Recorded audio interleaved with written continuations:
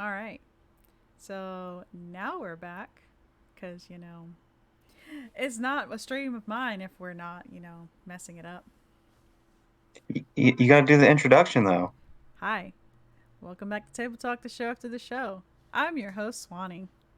and I'm JR, and we're not muted. We're not muted this time. Hooray. All Uh, right. So, today's episode of Table Talk is sponsored, and I'm so happy to say that, is sponsored by our good friends at Penny Dragon Games. So, if you guys didn't know, Penny Dragon Games launched yesterday their Kickstarter for their new source book, Eisendore's Vault of Tragic Treasures. And on top of it, it comes with an adventure book called Order of Elemental Chaos. I have been lucky enough to take a look at the stuff that they have in there, and let me tell you, I am super excited. I showed Jr. and he yeah, loves some of the items in there. Like it's my, actually really my good. my inner Luke Goblin's already screaming. Yeah, Yeah, like and I'm not, and I'm not like saying this just because like, oh, we're being sponsored. No, like actually look through it. It's amazing. Yesterday at 8 o'clock in the morning until about 2 o'clock in the afternoon Eastern Standard Time, I was in a one shot for Penny Dragon Games. Uh, it was DM'd by Donald the Cleric from Adventures in Initiative, and there were some of the items from the Vault of Tragic Treasures in the game that we had, and oh my god, huh, huh. I didn't get to use mine, but apparently we're talking about coming back for possibly a part two of that. So hopefully, but yeah. So about Eisendore's Vault of Tragic Treasures, uh, it is items, supplemental items for 5e, tabletop games that you can obviously add. Just like the other books that you might get, like from Frog God Games or something like that. and This that one, that's hmm? yeah that kind of gave us the idea of like, oh, I know what the episode can be about. Yeah, because like we really didn't know what we were gonna do, but now that this popped up, it's like, oh, awesome. But these are items that you can add into your campaigns, and some of the items are actually like some of them are funny, and some of them are like really really devastating. Um, but that kind of ties in with the theme of the book, Tragic Treasures, because a lot of the items are tragic by nature, to where you using them and rolling a dice actually affects what can happen, either to the Hmm. item itself or to you. Uh, and not only that, like the stories behind them, they're either crafted by tragic circumstances or they have caused great tragedy in the past to make it such a, I guess, devastating or haunting item. And the other thing that's good about it is like you can just look at some of these and literally think about as a DM, you could craft circumstances in your campaign to be like, oh, this is why, this is a tragic item, this is the history behind it if you wanted to. But I mean, they do have that like in the book as well that, this is the story behind it. And I thought that was kind of cool. Mm-hmm. Um, actually, I wanted to say this. It was funny because I noticed what Beth said, where she was like, what was it? It's not messing it up. It's like your catchphrase, and that's 100% true. It is. You being on mute is your catchphrase. I know. You're muted. Uh, yeah, what we need to do merch, and then the first thing on the merch has got to be that shirt. It's It's gonna got to be be it's you're gonna be a muted. limited edition. You're muted. You're muted shirt. Yeah, that's No, price. Cthulhu. Hey, Aaron's here. Cthulhu Hoop said the one shot was awesome. By the way, thank you. I'm super super excited about that. Like, I was like, oh my god. After that whole session, I was wiped out. It was so exhausting. And the one shot that we did, Howling Frost, is in their uh in their books. So I'm Oh, not. that was I Yeah, didn't know that. yeah. It's part of theirs. Okay, yeah, yeah. Well, you know the funny part was is we're like we're sponsored by them, and then we turned around as soon as it opened. The Oh Kickstarter yeah, as opened, soon as and the we Kickstarter bought the opened, we were book. like, we bought the books. Like, here's your It money was. back. It's like, yeah, here's your money back. We should just ask for free product at that point. Whatever. But it was. We I'm not gonna lie. Like honestly, even if we didn't get paid, I would have done it. bought the Like books anyways. it's that good. Like honestly, it Yeah. is that good. Yeah, you Um. can tell that they definitely put some thought into the items because a lot of homebrew item books, as a DM, you kind of don't want to let them into the game because they always end up broken. Mm-hmm. And these seem very balanced. And They do. Oh, you bought the alt covers. Oh my god, you're so lucky. I wanted to buy those. you Oh, did what? he bought the alt Man, covers.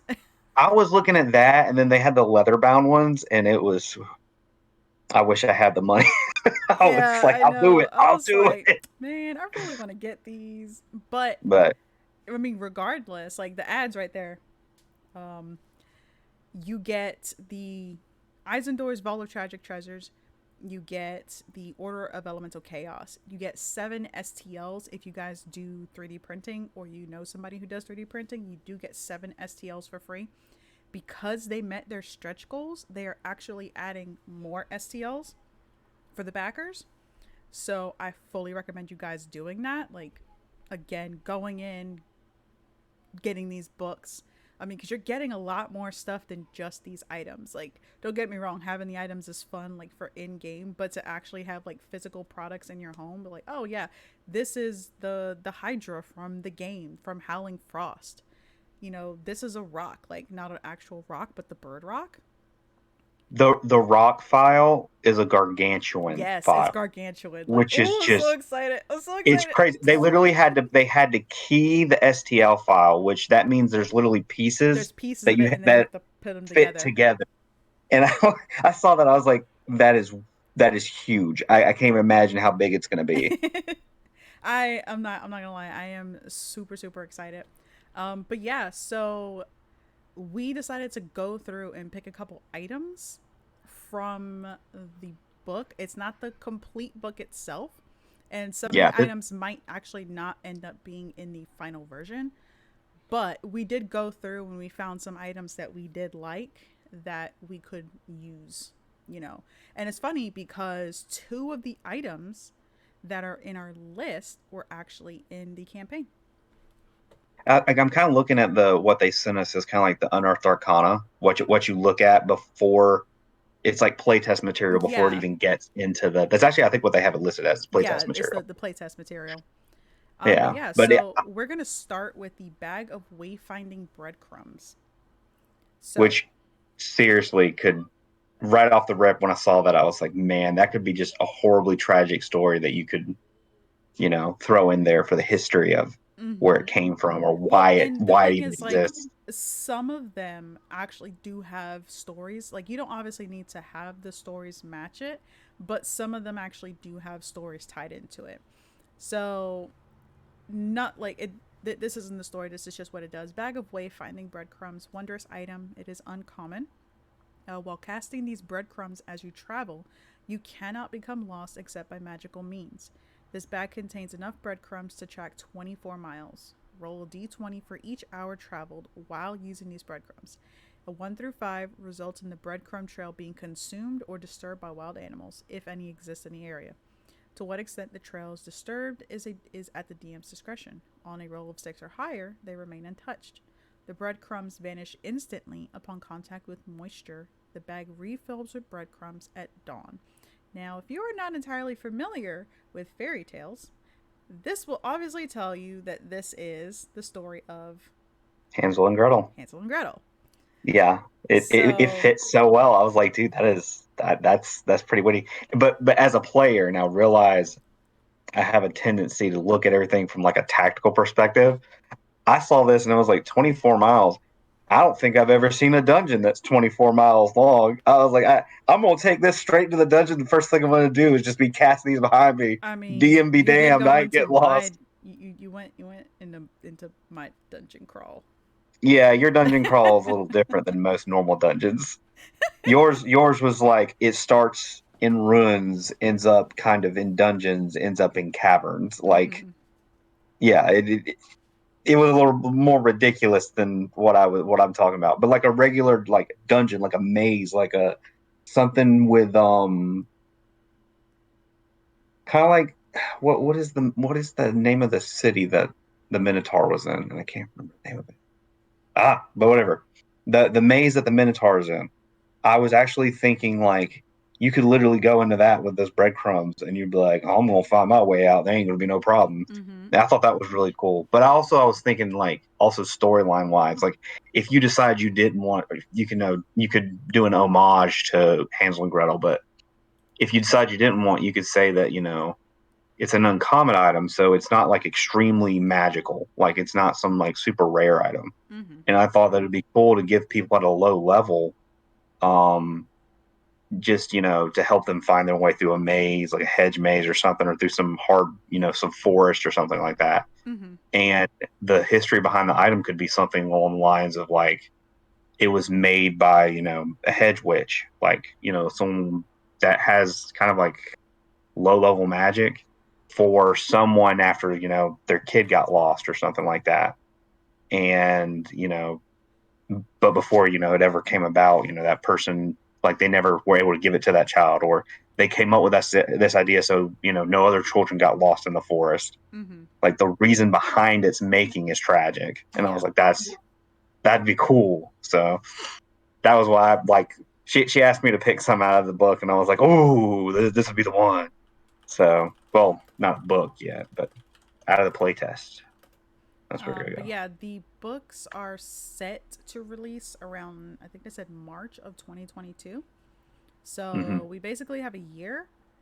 And they also did reach their other stretch goal and they get 20 more items added onto the already 200 items that you get in the book. Yeah, So 200 items. That's just crazy to me. 200, like, it's not, and that's the thing that what's awesome about it, it's not honestly just a book of regular items. Like, each one has its own horrible story that can affect the world around you, even if it's something minute as like breadcrumbs. But you have to sit here and think like, okay, well, why are there breadcrumbs? Why does this bag refill with breadcrumbs every day? What is this story? And then you actually have to come and think about it. Like, wow, these children were probably lost. Like, you find out, yeah, these children were thrown in the woods by somebody and they had to find their way home. I mean, it doesn't have to be like all like full on doom and gloom, like death and murder and destruction. It could be something as simple as, a Hansel and Gretel story. Hmm. The next item that we have, the Sword of Shielding. As a reaction to being hit, this weapon allows you to cast a variant of the shield spell. A barrier of magical force appears and protects you. Until the start of your next turn, you have a 1d6 plus 2 bonus to AC, including against the triggering attack, and you take no damage from magic missile. This weapon has 3 charges. The sword regains 1d3 expended charges daily at dawn. If you expend the last charge, roll a d20. On a 1, the sword crumbles into rust and is destroyed.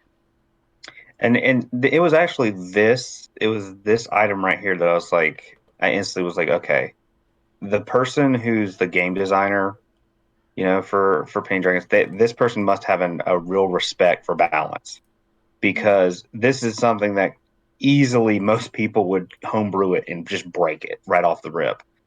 And well, I say he, I think it's he. Patrick? Yeah, I went through their thing. I'm pretty sure. Yeah. Um, and I was looking at that, and as soon as I saw that, I was like, that speaks to um, I don't know, another level of game design. It's not just, oh, I want this item, so I'm going to make an item. This was something that was thought about and gone. I know that this could easily end up broken, and instead of it, number one, not it's left up to chance. That's another thing I like about it. A lot of these are based on rolls Mm-hmm. instead of it being like, oh, you get the shield spell. Okay, Yeah. that's nice. I like the idea of it being based on rolls, because you could get only a +3, or you could get all the way up to what, a +8, and that's obviously ridiculous. Um, and then the fact it only gets 3 charges a day. So you could sneak this over to a uh I don't know, like a fighter or something that maybe didn't want to spec into Eldritch Knight, like as a DM is what I'm thinking. Mm-hmm. And they could get a hold of this item and it not be, because that's why a lot of people spec in Eldritch Knight is because they're looking for the increases to defense, not so much attack. What in the world? My Discord must have gone off. But I just thought it was really cool that they chose to do that, like balance it out more. And also, I think it would be you could also have a tragic story in the fact that it's not static. So instead of it being something you knowingly can rely on, it could fail at the worst possible moment. You go to defend yourself and you roll a one, so you end up only with a +3, and you needed that +5. Mm-hmm. That could kill you. And in the story of that, it could be like at a moment when it counted most, it failed someone.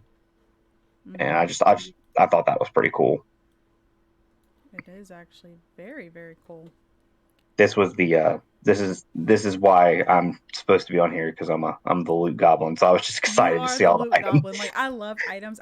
But then again, being a DM, like I love looking at the items. I love having the supplemental books to add items on there because I mean, don't get me wrong, like I do love the stuff in the Dungeon Master's Guide, but I love the creativity from other people.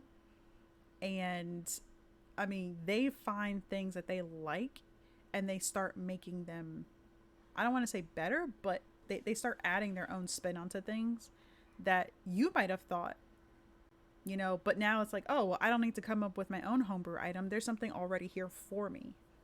Hmm. Yeah, so let's see. We also have the Potion of Death Cheating. That is a very rare item. The bones of a tiny creature float in this black ichor. Upon consumption, you momentarily enter a trance like state. Make a death saving throw. On a success, your hit points are restored to maximum as you cheat death. On a failure, your hit points are reduced to 0 and you automatically fail one death saving throw. Hmm. And this is another one of those things where it was like it's all up to chance. It is. This is an item I Oh would never my get god. because That sounds horrible. I'm putting it in my campaigns. I know you would. I know you would. And that's what's terrifying. But I know with me as a player, um, if I was like going for, I don't know, um,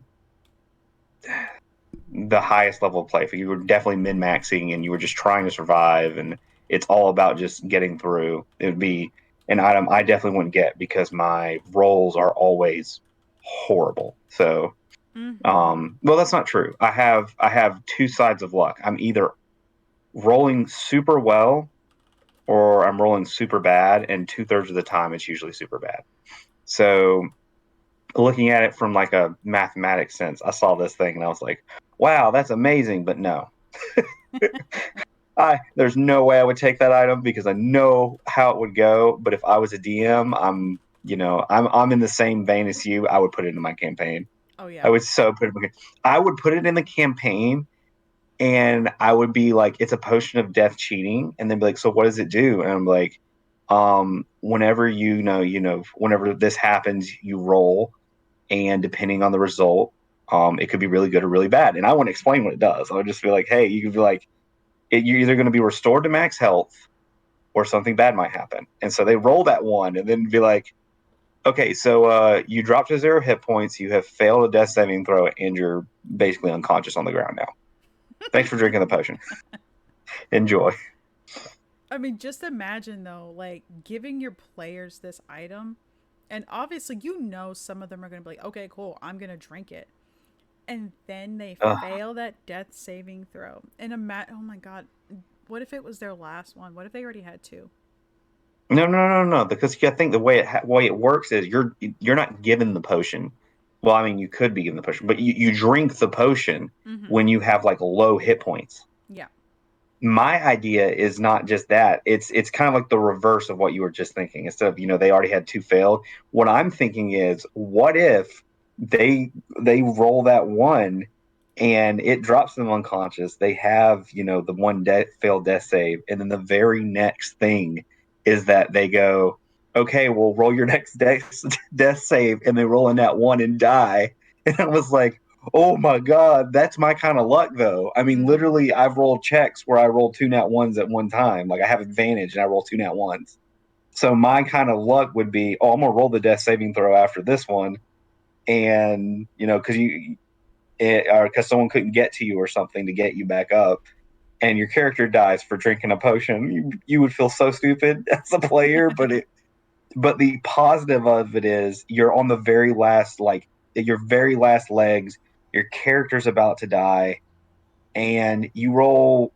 I think it's as long as you don't roll a one. I got to look back at that sheet, but I think it's as long as you don't roll a one. Uh, make a death. No, make it. Oh, it says yeah. It's make a death saving throw. Um, So in other words, you don't get any bonuses. I mean,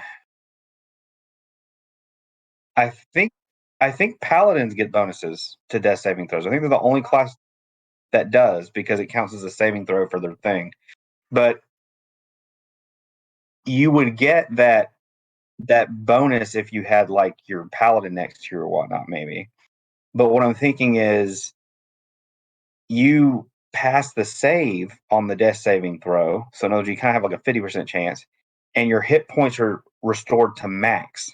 So if you're level 10 or 15 and you've got over 100 hit points and you're down to like 5 or 10 and you're fighting whatever, let's say you're fighting the dragon, it doesn't matter if you don't make it through this next turn, is the way I'm looking at it. Like you're either going to drink this potion and survive, or the very next turn it's probably going to wipe the floor with you anyway. So this is like, that's why it's like the potion of death cheating is like, this is your last chance before things go really south for you.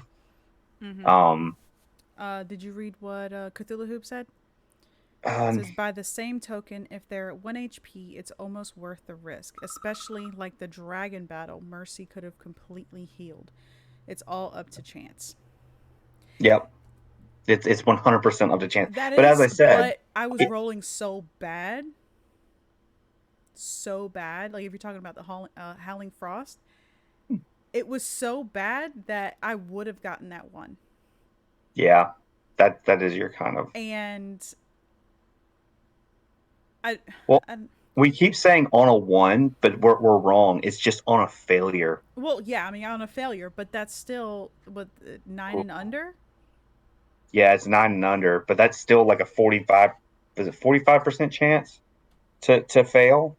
That whew, that's still, oh, that's so iffy. That's so iffy. It's Now, but such what a I high as I number.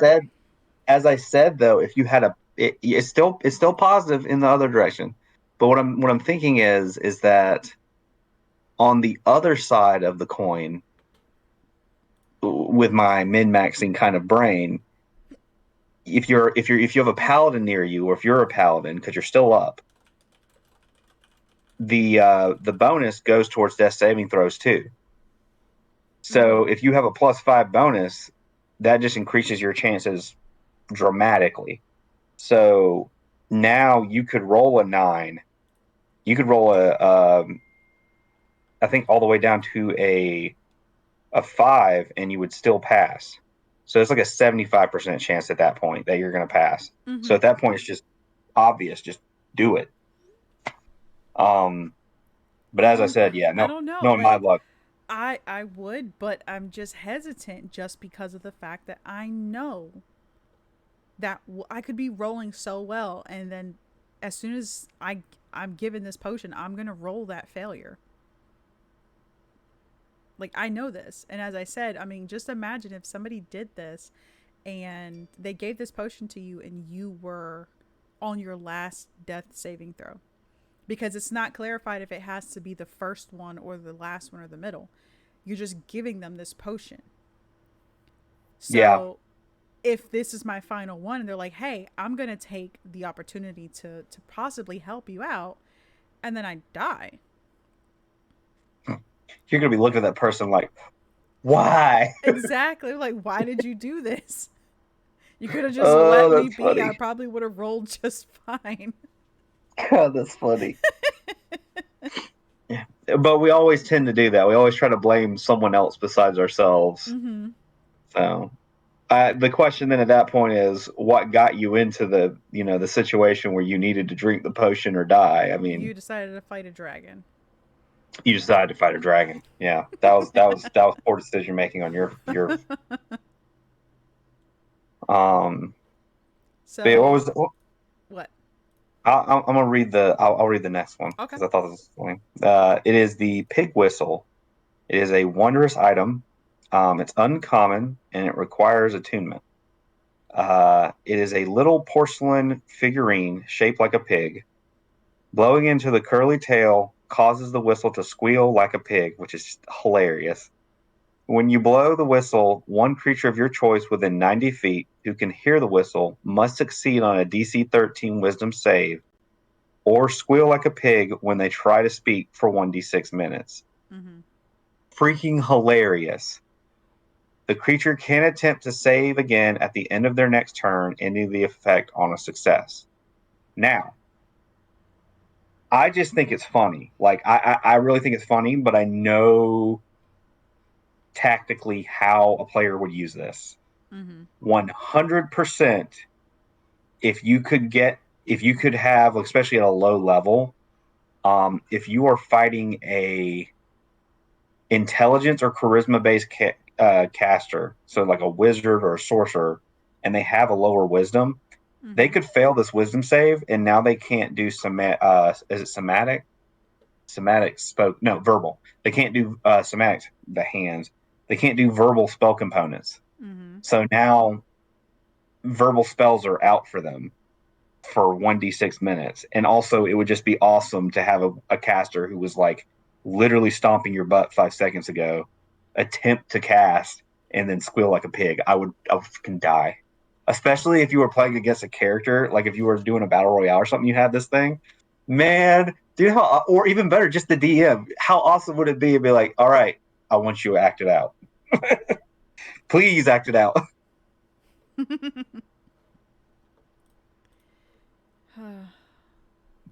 I couldn't think of the story though for that one. That was the thing that I was trying to figure out why would the pig whistle have come about? But then again, probably not every as it said, not every item has to have a tragic story to it. It's Well, I just mean, they probably many they're of them do. well, yeah, is because it is. I mean, it's specific. It says like some of the items have tragic backstories to them. Some of them are crafted under tragic means. I mean, it could have been a slaughter. Like it doesn't have to be a specific tragedy for a person. Yeah. It could be a tragedy for an animal. Maybe this pig was in a slaughterhouse and was terrified. Maybe it was a sentient pig. Jesus. And so That he went had really no dark really idea. fast. I was like, this is funny. And now I'm like, God, that sounds Well, horrible. hello, tragedy. So just imagine, like, this is a tragic past, and this pig suddenly had sentience for whatever reason.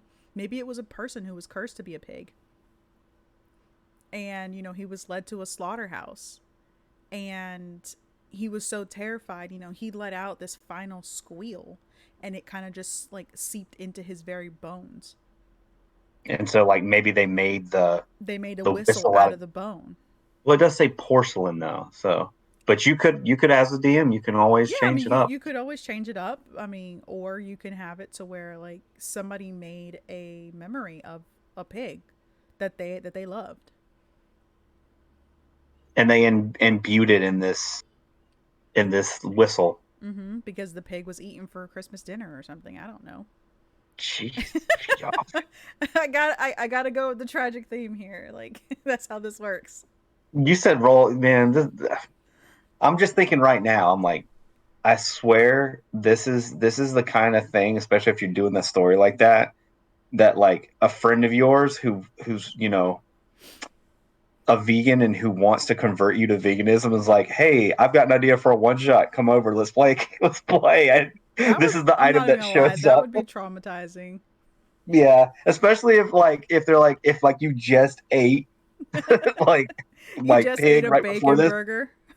Yeah, and I'm just sitting there afterwards, just like, oh God. What have I done? 5 minutes later, I'm going to be eating bacon again, Yeah, though. be like, It is what it tomorrow is. my I am who my I woes am. have I'm a gone horrible away. person. I'm going to eat the bacon.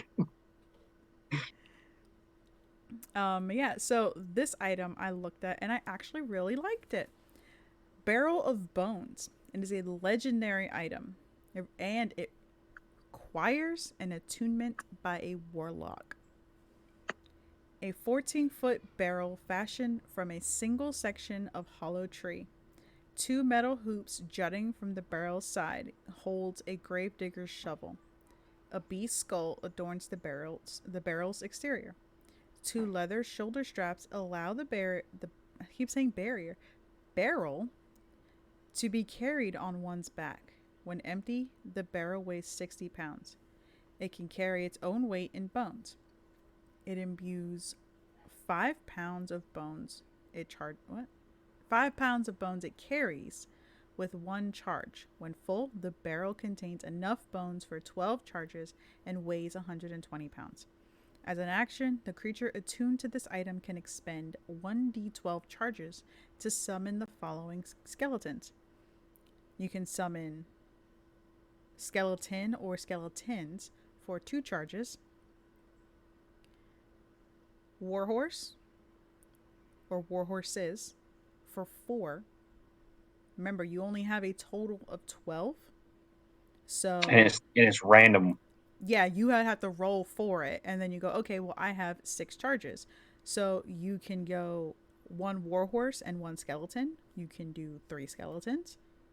You can do 1 warhorse and keep the other 2. But yeah, then they have a minotaur skeleton, which is 8 charges, and a bone naga, which is 12 charges. That takes away So, your whole charge if you get 12. and it didn't. I don't remember it saying anything about how long it lasts when they pop up like that. I would assume probably for maybe a minute, like how most summoned creatures are. I mean, the reason I don't wait 10 feet. Someone's cost 100 feet command. Oh, apparently there was more to it, and we failed to copy, or Oh, I failed to copy. I don't remember. well, that's perfectly fine. Let's see here, some um. Barrel of Bones. A summoned skeleton turns to dust after 24 hours or when it drops to 0 hit points.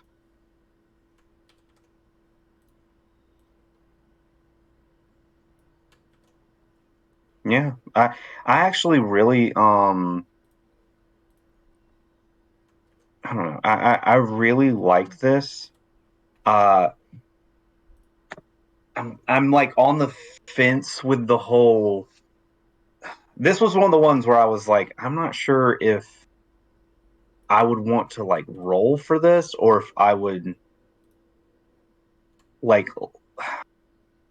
I was on the fence on would I let people roll for it or would I let them choose to use charges, kind of like a what is the name of that? Like the staffs that you get out of the dungeon master. Yeah. I think I would personally let them like make the choice if it was me. I would be like, you know what, you can have because they're going around literally collecting these bones, which number one, I gotta tell you, is just creepy just to think about someone literally just going around collecting bones constantly. Um, the the other thing was that I was just imagining like this person carrying around this, I mean, 60 pounds of bones. That's just ridiculous to think about. And then plus it's 60 pounds plus the barrel is 60 pounds. So it's 120 pounds of, you know, carry weight. Just imagine though you get to battle footwear, or maybe you're attuned to it and you normally keep it on your wagon or something, and the fight goes to start and you're just like, oh yeah, well the first thing I'm going to do, that weird barrel of bones that I decided to carry with me everywhere, and everyone's like, yeah, we remember that, creepy. And then you're like, yeah, well guess what, watch this. And then bam, you now have like a little skeleton army. This would be great for a necromancer kind of character. Um, but for me, I would love to be able just to have that ability to summon a bone naga. Forget everything else. I just would love to be able to summon a bone naga. Just be like, surprise. Um, but I don't know. I was a little hurt whenever they decided that it said you had to. It says attunement by a warlock. Now, as I said, this is playtest material, so things can change. But one of the things was I just realized I didn't notice her walk away. um, one of the things was that literally you could have a wizard have this because you could choose to be a school of necromancy like wizard, like you could focus on necromancy, and being it pigeonholed into warlock, I was like, I feel like this has been stolen from me, especially as I struggle to play warlock. Like it's just one of those classes that for me is just not for me. Like every time I play it, I feel limited because when I'm a spellcaster, I just want to be able to just be throwing spells left and right. And with a warlock, you're stuck with mostly cantrips, especially in 5e. You said Cthulhu said I would absolutely make a bone collector. Yeah, there's actually another item. We picked specific items. We don't want to just like throw all of their items um out into the void so people can just come watch this episode and steal Yeah, everything. and I be would like, feel oh, okay, we don't gotta buy. No, like buy the book. yeah, I would feel horrible. That's why we picked only specific items, but there are some other items that would perfectly fit that the idea of literally just being a bone collector. It would be perfect for it, like 100% perfect. But I can't. I don't want to. I don't want. I will move on and not give away their secrets. Um, I will say though. I will say this. There's also some artifacts listed that we are not going to touch. I didn't want to. I didn't want to touch those personally, but I will say that if you like to play a ranger or archer esque kind of character, um, They have arrows.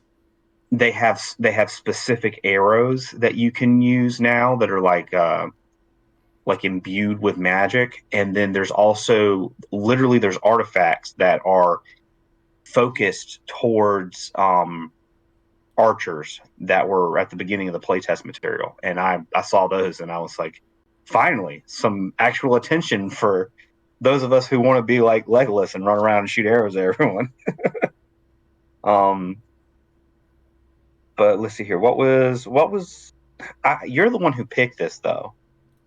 Picked the Barrel of Bones. yeah. Okay, When I saw this pop up, I I instantly was like, I I knew you were immediately going to pick I this. immediately started thinking about Legend of Zelda. And in Legend of Zelda, I could have sworn it was the very first one. Ocarina of Time. You go into this town where there's a graveyard in the back, and it made me think of the gravekeeper. Like he's just this creepy old man, and all he only comes out at nighttime. Like you can never interact with him during the day, and he just goes around and tends to the graves. And I don't know why. I literally just thought of that. I just thought of a gravekeeper who just finds bodies on the road, like decayed corpses or whatever, and he just puts their bones in his barrel so he can go bury them. That's literally what I was thinking. Like just That some sounds random so guy. sad. It does because you got to think like he's probably alone. He's probably shunned for his occupation. And so I was just thinking like somebody who's literally alone, somebody who's just traveling and finding bodies, people who will never be reclaimed, people who are never going to go home. And so he's just trying to find people to give them a resting place.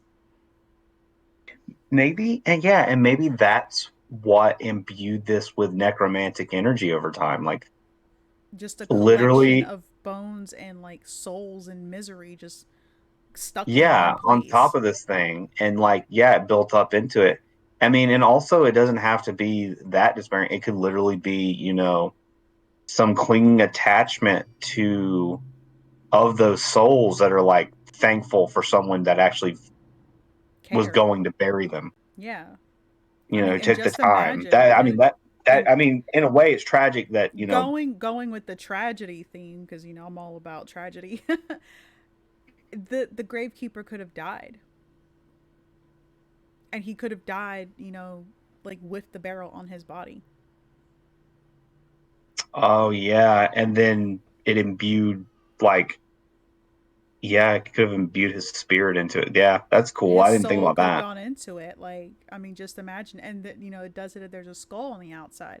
So imagine if the skull was, unbeknownst to him, the skull of his patron. Like, he probably got this and then didn't realize that there was a patron attached to it, like a demon or a god or something. And he tied himself to it. It was like, hey, I can help you collect the bodies. I can help you locate. Like, this barrel could literally be like a bone, a deceased body, like homing beacon kind of thing. You could literally, like, oh, hey, you're near a dead body, and then you walk a couple paces, you're near a dead body, and so he can do his job. Yeah, like it's constantly the bones are constantly calling him. That's cool. Mm-hmm. So Yeah, I don't know, like that. It's just like little minute things like that.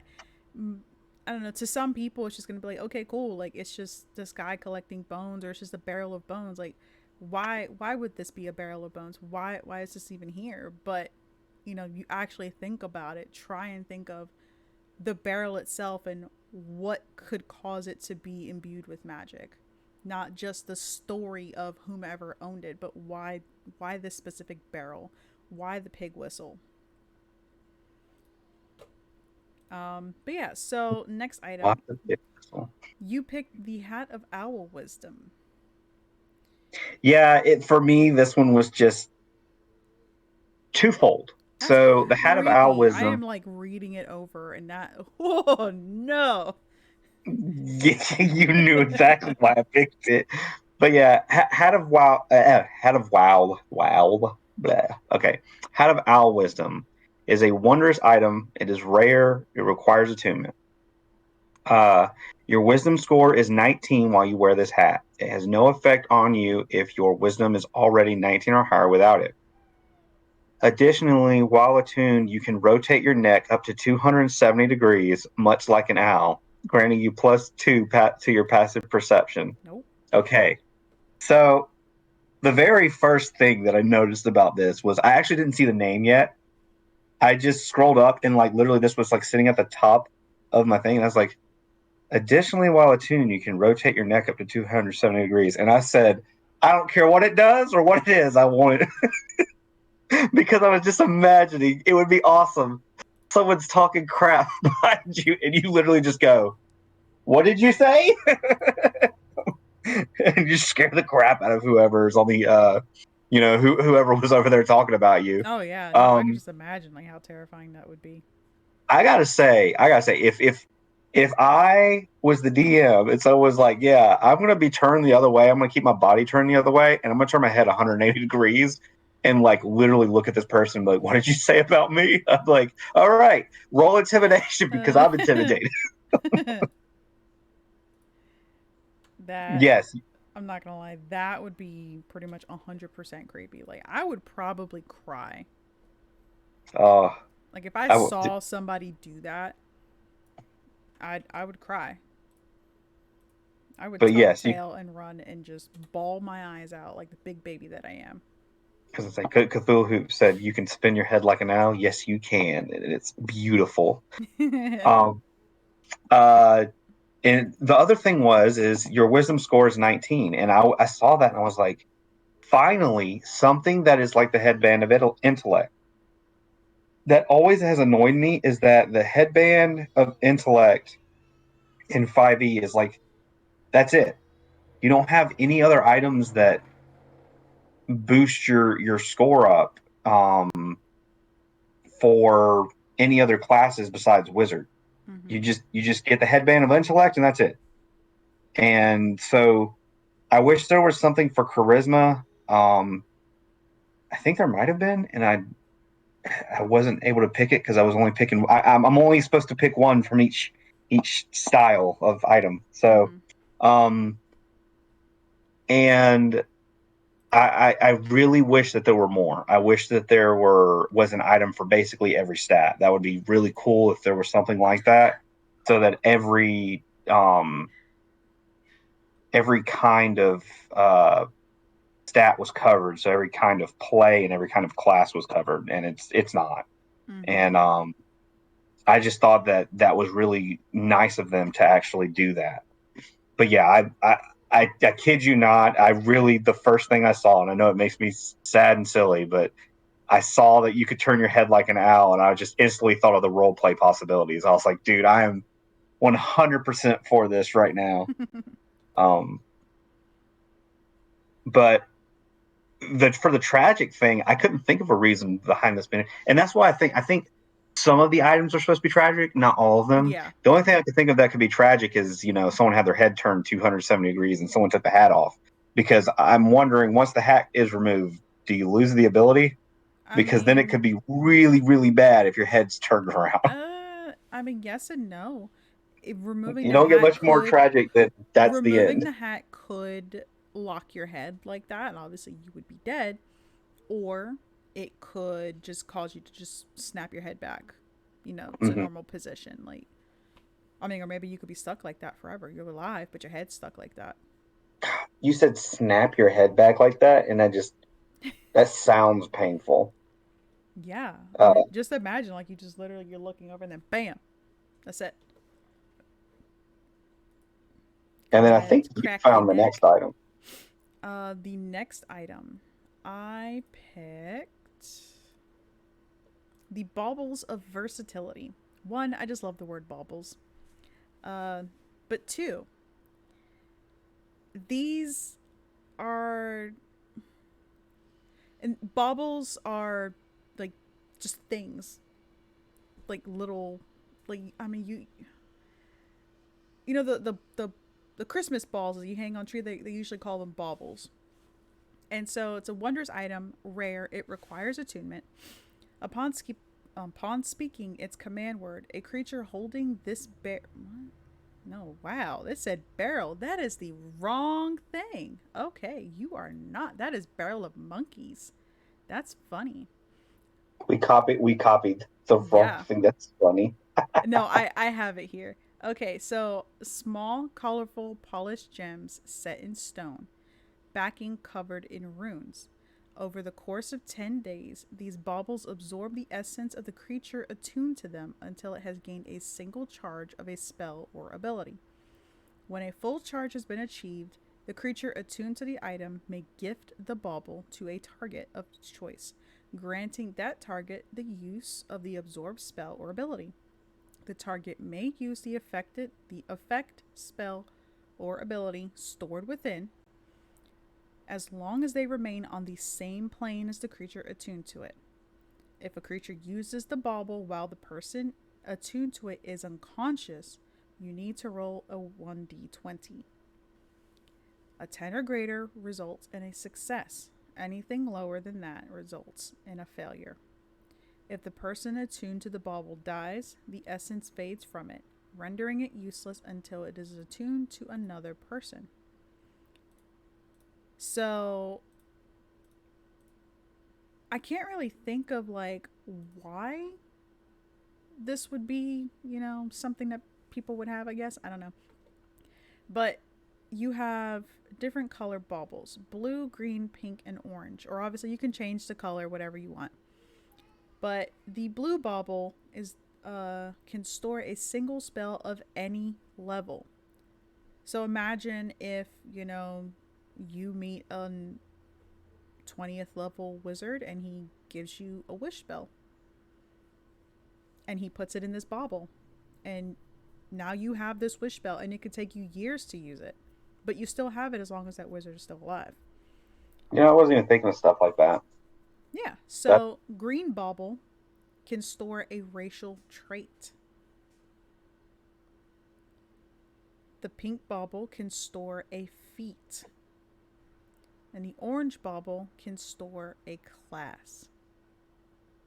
And how long do they last?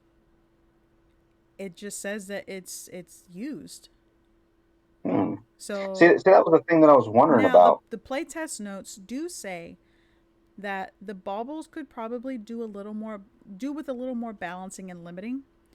Um, so it might be better suited for a higher level party, just because scalability. Like imagine again, as I said, you're level 2 and you meet a ninth level wizard, and you wish to be, or a 20th level wizard, and you wish to be a ninth level wizard. I mean, okay, but why? You Or know, the racial trait, like you want to look like an orc. I didn't even. Yeah, I wasn't thinking that. I was actually thinking of like the abilities that they get. But one of the things that I thought that kind of could make this a tragic item, and one of the other things about it that I thought was very useful was the important part where if the person who imbued the item dies, the uh, the essence dies. Mm-hmm. So you would know That this person's um, dead. that this person's dead. And I was like, wow, especially if think like if your friend or loved one had given this to you as like a good luck charm. Like, Mm-hmm. hey, if worst comes to worst, speak the command word, and maybe it's got a teleport spell in it, Mm-hmm. and it'll bring you back. And then while you're gone, one day you're thinking, you know, oh, if worst comes to worst, I can just return home, and You go to use it and it doesn't work. it doesn't work. Or what if one day you wake up and it's something you always take with you, and you notice that it's no longer shining blue. It no longer has the energy. So Mm-hmm. that person's gone. Yep. And it's just wouldn't that would be great to trigger something in like you've given that to a player. Mm-hmm. And it would be a great way to trigger like a storyline arc where you could be like, hey, you wake up one morning and you know that the bauble that you have, it's faded. All the Mm-hmm. energy is gone. And especially if the player knows why the energy would be gone, Yeah. they're gonna be like, well, crap, especially if it was given to them by someone important to the character, they're gonna want to rush to that, rush home, find out what happened, Yep. because they're not gonna want to just oh, it just disappears, and oh, okay, well, now I lost the ability, great. That kind of like weeds out the player of, there's either players that are there for the mechanics of the item or they're there for the role play of the item. And Yeah. I'm the one that I'm more of the mind of, it would be great role play wise. Um, It would be devastating roleplay wise. Like, I mean, the way I'm thinking, it could have been a changeling to be able to give these kind of things to people. You know, mhm. one, you're gonna have a feat, a race, a class. Like, these are all something that makes somebody. It's not just a random item. Like, you know, I can't have this for, you know, like I can't just pick up a random bauble and be like, okay, cool, I'm gonna turn into an orc. Like, this belongs to somebody. You're literally taking a piece of them. Yeah, and actually, now that you say that, changeling would be the perfect one, Yeah, especially for the because racial trait. exactly, they can constantly change their form. And, I would allow it. Like, hey, you're a changeling. You've changed into many races. So, the physical and racial traits of these things. You can turn into them. Yeah, you can imbue an orc. Even if you look like a human, you can imbue orc racial traits into this. I mean, Well, it'll be a singular one, but you can, do it in there and then hand it to somebody, and you turn into an orc, and then this person could turn into an orc. oh, And then you can I had find the home opposite. together. I have the opposite understanding, because I know changelings, though their form changes, they don't gain the racial traits or benefits of Mm-hmm. those other races. It would be cool if they were able to. Like, what if they were a changeling and were adopted by someone in a tribe, and to hide, they um They this assume the form of an orc. they assume the form of the orc, and then the person who raised them was like is the person who gave them the bauble, Mm-hmm. and so they give them that racial trait. Like I wasn't really thinking of them. I was thinking more like along the lines of Goliath, like Stone's endurance. Mm-hmm. I think that's the one where you drop to 0, but you can choose to drop to 1 once, Mm-hmm. and it could be like you were given this a long time ago for if there ever came a time where like in a trial of coming of age trial or something like Or that. Like dark vision. Dark vision literally would be the best thing to give because humans that's don't true. have it. Yeah, and I'm trying to figure out how long was that one supposed to last? It, as far as I know, I didn't see anything that said it had changes.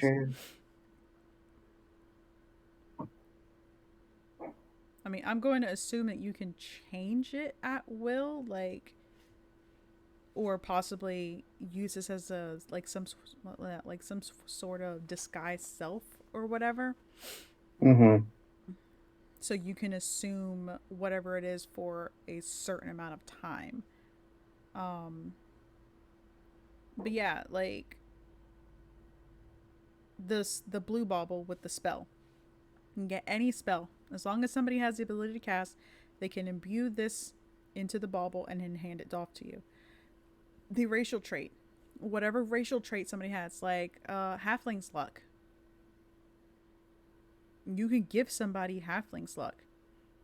Now, I'm going to Dude, assume that it would be up to the DM to obviously temper it a bit. So you're obviously not breaking it because imagine if you had this and then you were constantly giving out, halfling luck to your friends.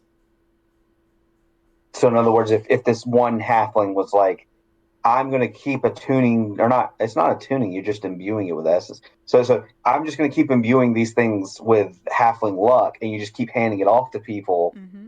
Yeah, I could see that being misused by some players. I am not even going to argue. I am not even going to argue because I was just looking back over it again, and I was like, man, I'm trying to think of how players would try to take advantage of the rules on this, and I was like, yeah, I know for a fact if it was me, I'd be like, oh yeah, I've got a friend who's an orc, and I got a friend who's a halfling, and I got a friend who's this, and you just keep doing it, man. You could end up with the most broken character, and I think, This and it also, though it, it does, I think they do require attunement, right? They require attunement by someone. the the bracelet requires attunement. Uh, the baubles of versatility, it does require attunement. Um, Yeah, so it you only get three. says small, colorful, polished gems set in a stone backing, covered in runes. So, I mean, it says I don't know because there's like no actual like there's no artwork for this one specifically. Mm-hmm. So I don't know if they mean like a bracelet that's like a stone bracelet, or if they mean an earring, or like an actual just stone that has the baubles on them. And at that point, when you use it, do you have to return the bauble back or does it regain baubles? But Yeah, yeah, they did say that it is, it does need balancing and limiting. Um, Going through it and reading it, yeah, I would see why, they would need to balance it. It's not I that it's think bad, it's just that you would have to clarify like, hey, you can only use these things for 24 hours. Like me, I would say, hey, you as soon as you have this, as soon as you activate this bauble, it's it only lasts for 24 hours. So you will have the abilities of, say, a bard for 24 hours. You would have the abilities of a feat like durable for 24 hours. And that's it. you know I could see that, but the limiting factor I see on this already is that it requires attunement. So 5e, as long as you follow the attunement rules, which a lot of campaigns don't, but if you follow the attunement rules, that means that you only get three of them.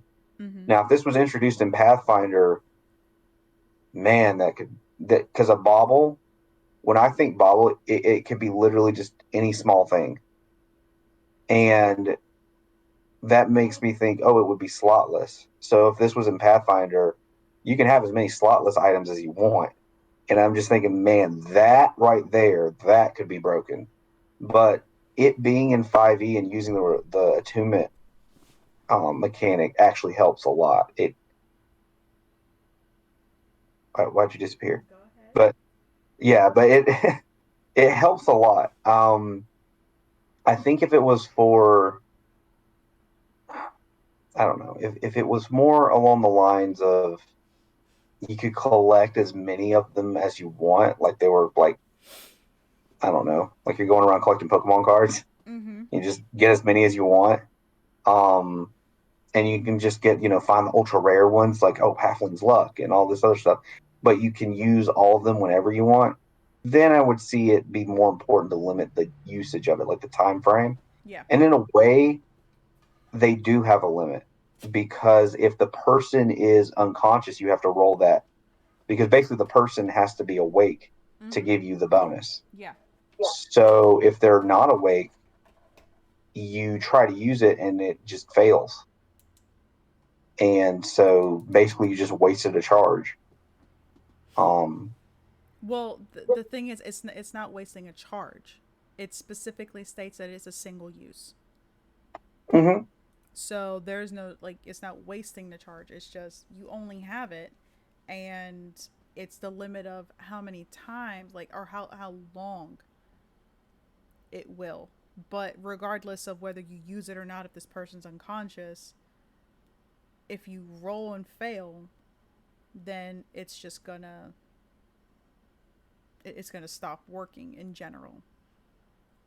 And if you're unconscious and you try to use it, I mean, you might succeed or you might fail. But if you don't get this person back up, then the bubble's just gonna deactivate anyways. I just realized that you have one of the things that says the content of this stream is intended for mature audiences only. And Is that still up? I thought I took that out. I was like, that's definitely it's still on. It just popped up at the beginning of the stream. It hasn't popped up Okay. since. The thing I was gonna say is you probably should post Yep. the Yep. sponsor. Yep. But but yeah, no, because it'd be strange if someone came in now and we're talking about this and they're like, what the hell are they even talking about? Um, I was trying to think of something else along the lines that I've seen before that is similar to that, and I can't.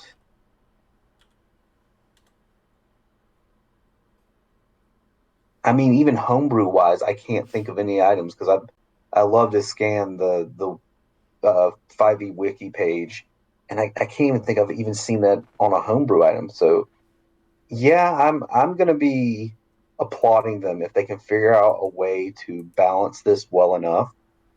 I would really applaud them if it's balanced at a low enough level you can give it to someone at like you know around fifth level because it's going to be hard to balance at that low level.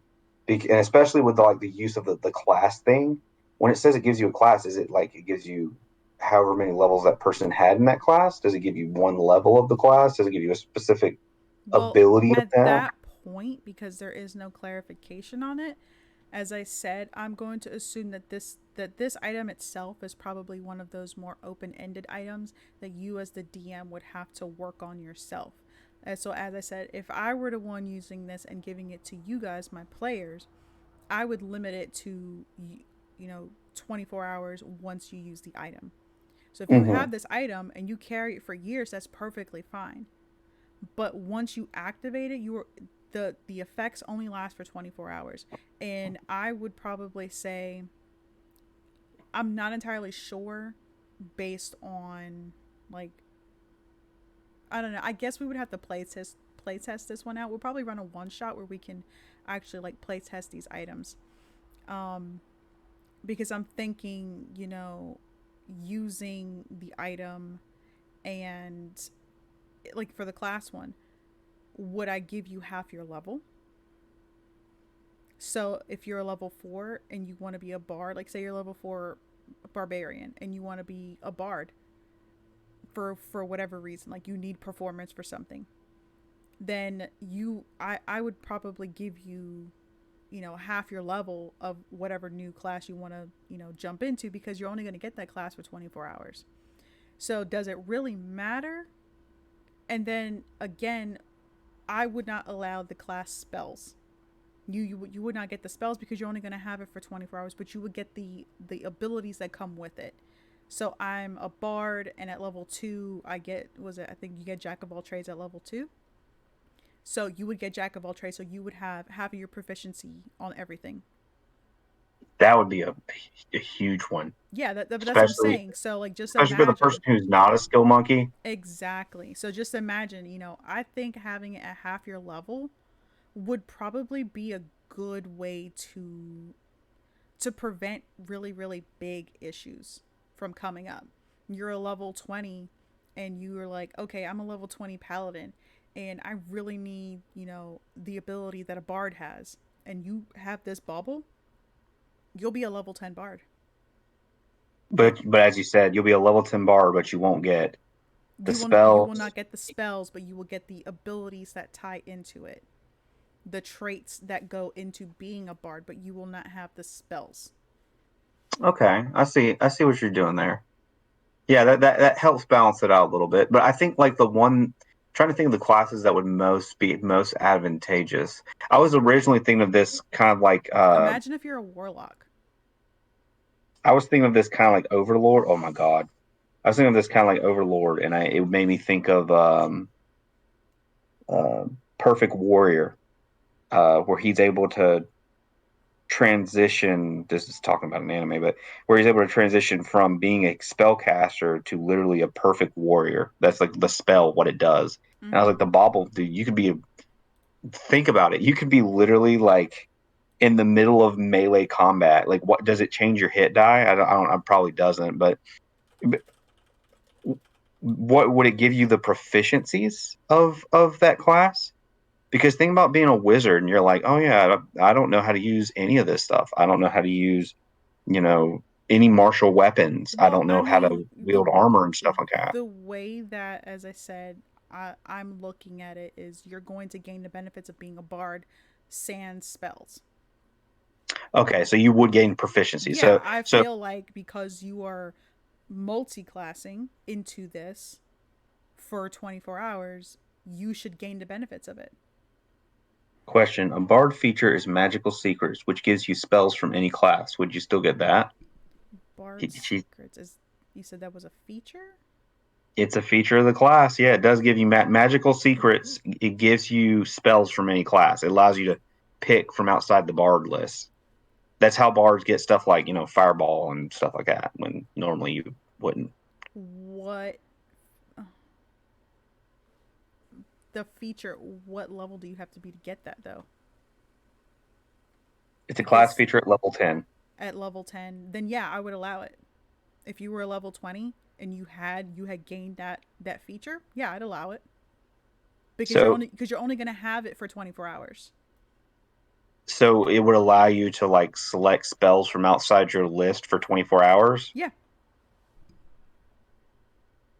I would Man, allow it. I don't see. there's so much mechanically that I'm like trying to figure out how to It says, make it and work. it's limited to 2 spells, so it's a Okay, class even better. feature. Yeah. That's what I was thinking. Okay, yeah. So literally, if you did that, you could literally choose two spells outside of your class list. Dude, you know how awesome that would be? Mm-hmm. For 24 I mean, hours. I, I God. I can see the benefit of that. I can see, the fact of, hey, I'm a warlock and I only have 2 spell slots. And I want to multiclass into something that has more magic. I mean, I would pick a bard. Okay, so you're saying you don't get the spells of the other class. So you wouldn't be able to pick the spells of the other class, but you would get like the slots. For 24 hours, yeah. Oh man, yeah. As a warlock, Because that would again, be you awesome. are limiting what they can do within reason. Let me tell you what. You're not stopping them completely, but you are telling them like, hey, I'm going to give you this. Like, you earned it. You got the class abilities, you got the class traits. And so you're a wizard or a warlock level 20. and you use this to multi-class into a wizard. So for 24 hours, you're going to have basically a full, mind you, if your intelligence is low, then you're SOL. But, hopefully you have a high enough intelligence to be able to do this. But when do fighters get their third attack? Is that level 10 or 11? I think it's 10. I think it's 10. I'm not sure. Because I don't play fighters. and then 11. you have Indomitable and Action Surge. Could you imagine being like a max level barbarian, or I mean vice versa, either way, and you're literally getting basically 10 levels in another class? That would be awesome. Like Mhm. to be a fighter and to get half of what a barbarian gets, or to be a barbarian and get half of what a fighter gets. I mean, it's just thinking of the possibilities. It's just, Mhm. man, you could so break it. Like you could so easily break it as someone who understands the art of min maxing as I Oh yeah. do. Oh my god, you could so break it so quick. But It's again, it's only amazing. for 24 hours, so you're not. Well, let me tell you what. At the beginning of the battle royale, I would like to No. use my bubble. But that's what I'm saying. Just imagine, though, like if you're in the middle of a campaign or you save this bauble until the very end. It's 11. It's 11. They Yeah, I get it at know, but 11. but still, Boo. but still, So just yes, just you would be imagine. a bar. You would be a fighter, and you would get the benefits of a level 10 barbarian. Mm-hmm. That that would be pretty on point, especially if it allows you to choose your archetype. So you'd be like a barbarian, and you'd Well, be I like you would choose the you totem you barbarian part. you would because you're multi-classing into this other class, so you can pick what this level 10 barbarian is going to be. You know what? For Think the of it next, like your Gestalt campaign, but half. but half. It's literally you get a full of one and then you get half of the other. So just imagine if you're a level 10 warlock, level 10 wizard, and then you get this bubble and now you're a level 10 sorcerer. I think actually on that, because I have been thinking recently about running another campaign. Um You say, what are basically you a can doing? I know, I bet you are gonna get flirty now. No, and actually I was thinking about the Gestalt and the problem that I had with it and the fact of how overpowered it can get also. And this actually brings to mind maybe you could do something like that where you, instead of it being um you gain one level in one, you gain one level in the other, you choose a primary and a secondary. And the primary class you're gaining one level every level, and then the other one you're gaining one level every half level, Mm-hmm. or half every one level. So in other words, like a level two would be like a level two fighter and a level one barbarian. Mm-hmm. So in other words, you've got your primary that you're really good at, and your secondary that's like it'll never get there, it'll never get to the max that the other ones do, but you can still grow it. Mm-hmm. Um, I think that would be really cool. Barbarians get brutal crit at 9. Combine that with 20 champion. Chris 18, 20 dice from brutal critical. That was actually exactly.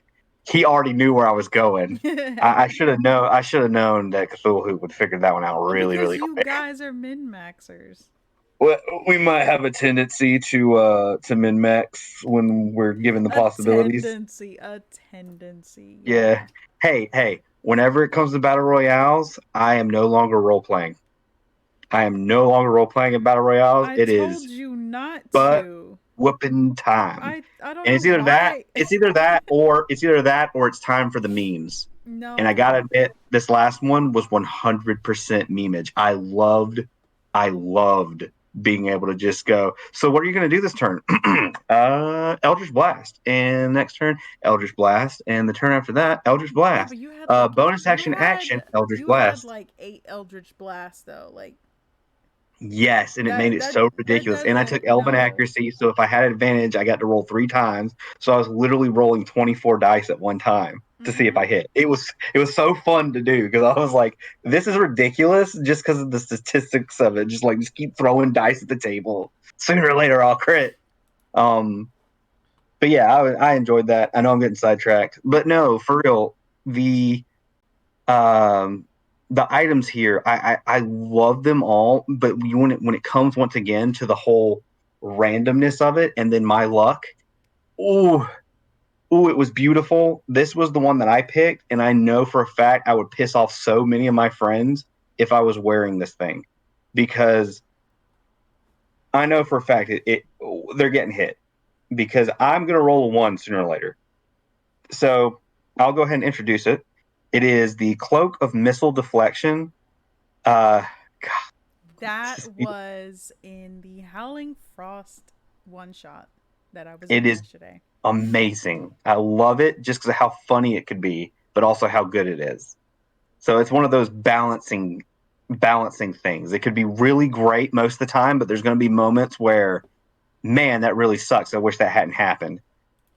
Um, it is a wondrous item. It's legendary and it requires attunement. I think mostly everything in this required attunement. It is a dark purple cloak with gold chevrons stitched along its hems. While wearing this cloak, non magical ranged attacks against you have disadvantage if the missile weighs 5 pounds or less. If a non magical ranged attack made against you is lower than your AC by 5 or more, the missile is deflected by the cloak's magical field. If one or more, man, it's messed up. If one or more creatures occupy a space within 30 feet of you when a missile is deflected in this manner, roll 1d20. This is more than likely what would happen if I was going to have it. So, on a roll of a 1, the deflected missile strikes your nearest ally. So funny. If no allies occupy a space within 30 feet, the deflected missile does not strike another creature. On a roll of 2 to 9, the DM decides what creature is struck by the missile at random. On a roll of 10 to 15, the deflected missile does not strike another creature. On a roll of 16 to 20, the deflected missile strikes the nearest enemy. If two or more enemies are the same distance from you, the DM decides which enemy is struck by the deflected missile. I gotta tell you what, I saw this and I was like, man, I could just imagine how pissed your friends are gonna be when you roll that one and they get hit by that arrow. Because I know it's gonna be like they're sitting there fighting next side by side with you, and all of a sudden they get an arrow in their freaking shoulder, and the enemy's in front of them. They're gonna be like, "Did you just really?"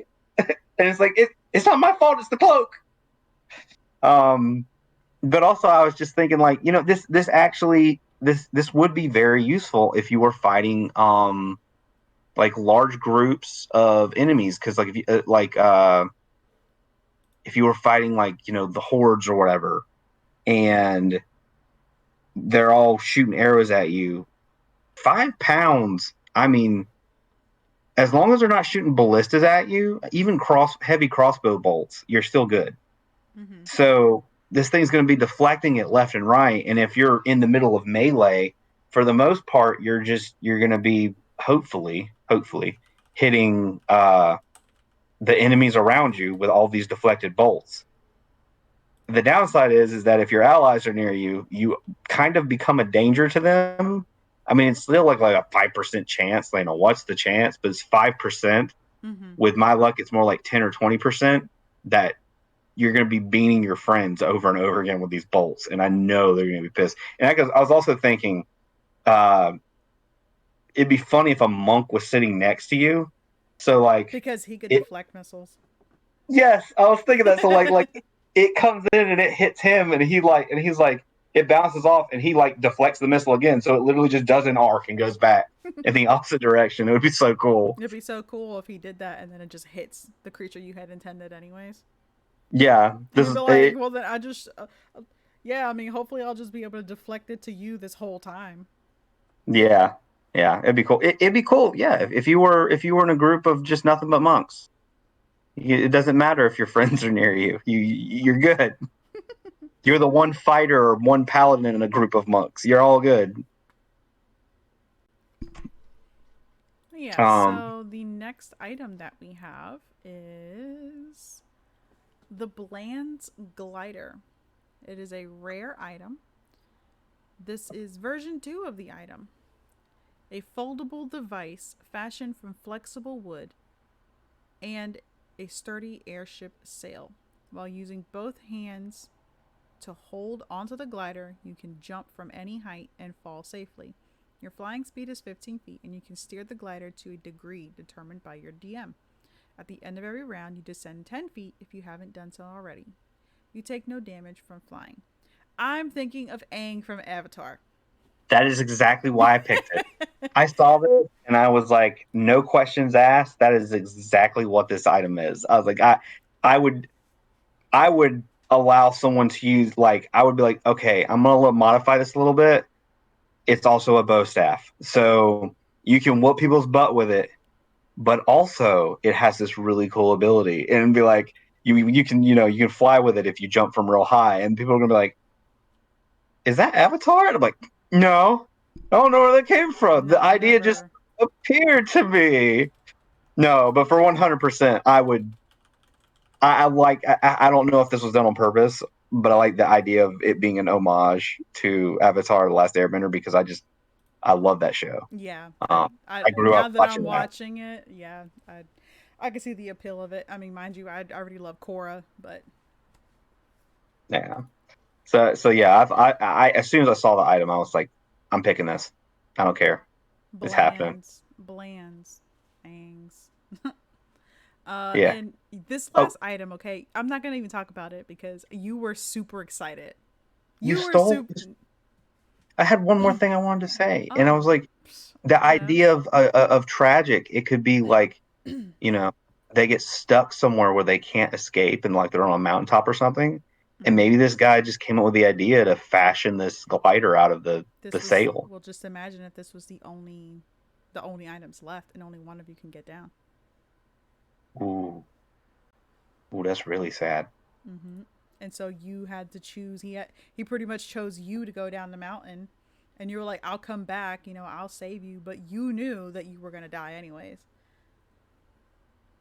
And so, That is sad. being probably the artificer, you created this and sent And your friend on their way, and you just watched them float away.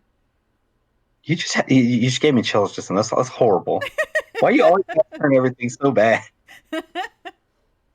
But yeah, the next item, yeah. I will admit, I picked this because of I like to call it fuckery, but the fuckery you could get into with it. So it's called the Ring of Teleporting. It is an uncommon item, requires attunement, and its ability is when a creature wearing this ring tries to teleport to a location, the ring is teleported there instead. The creature does not know where the ring has gone and would only learn of its new location by searching there. What I was thinking of would be you give this to somebody who you know. Um, let's say you're playing in an evil campaign.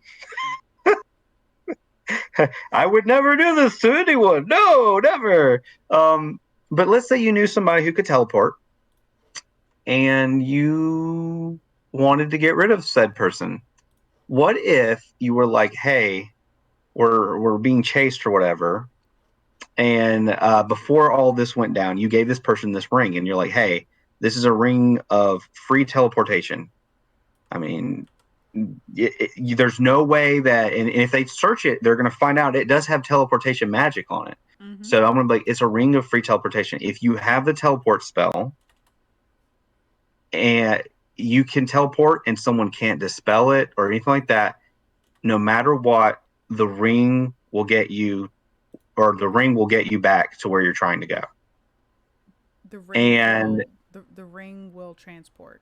It's the how you phrase it. The ring will yeah, I'm trying to figure transport. out how you phrase it because that's the way I got somebody once with that was, oh, are you willing to walk with me? And then they're like, yeah, and I thunderstepped him off the ship, and I was like, hey, he said he was willing. So I'm I don't know. I think that if you could give this to someone, it would be hilarious if you they went to a place and they cast teleport, and let's say they only have the one spell slot for that teleport left, or it's the only spell slot of that level they have, and they cast it. and the ring disappears and the spell is wasted. And now this person is stuck in probably a horrible situation and they're not going anywhere because they're there. And then, like what if they were surrounded by the guards and they're like, see you later, y'all, I'm out, like talking trash. And then they cast teleport. They think they're going to disappear and then the ring vanishes and then they know it was you. They know. There's no way they're not going to know it was you. And they're going to be like, this motherfucker here, I swear he just got me killed. And I'm like, why, yes, I did. But I think it would be awesome too, is because they go to teleport like that, and then you're sitting there all smug, like I told you, I had it in for you. It was coming. It was a long time coming, but it was coming. Especially if you gave it to them like sessions upon sessions ago, and they had no clue what it did. Mm-hmm. God, that would be so awesome. Like just the final comeuppance, especially like maybe if they got your character killed or something. It was like I got you from beyond the grave. Like I was thinking of all these cool ideas that you could pull off with it if you could pull it off. Um, but I just like the idea that like you could give it to someone, you grant it to a PC or NPC, and it's basically gonna waste that spell slot when they go to teleport. Mm-hmm. It's the spell slot's gone. And if they were, trying to spend all their time in that one, round to do that, God forbid they're in the middle of a horde because it's going to be them with 9 people around them.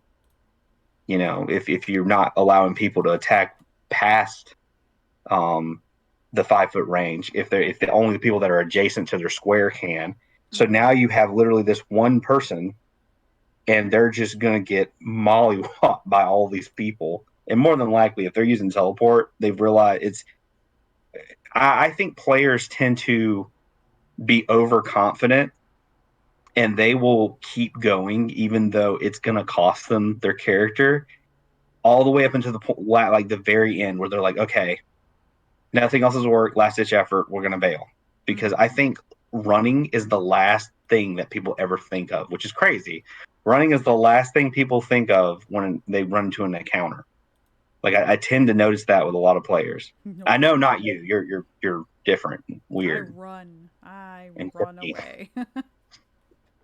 But yeah, like and a lot of players tend to always go straight into I'm going to fight this, and they'll save that one last spell slot for the get out of dodge move. Mm-hmm. And though it says teleport, I'm pretty sure it means any spell that moves you a large distance. Or, maybe Misty Step wouldn't work. Teleport might not work. Thunderstep might not work. Anything that teleports you, Mm-hmm. that falls into that conjuration kind of class, or because I think that's conjuration. Teleport's a conjuration spell. But anything that falls into that same vein of that, I would argue as like a DM, like that would affect that. So maybe the first time they use this with Misty Step, and you thought you had them, and then they go in Misty Step, and it doesn't work. Fight's over, everything's done. Maybe they do survive, and then they walk over to the grass where they were thinking about teleporting, and they find the ring, and they're gonna be like, "Okay, I'm gonna whoop this motherfucker's ass. How dare he give me this ring that almost got me killed?"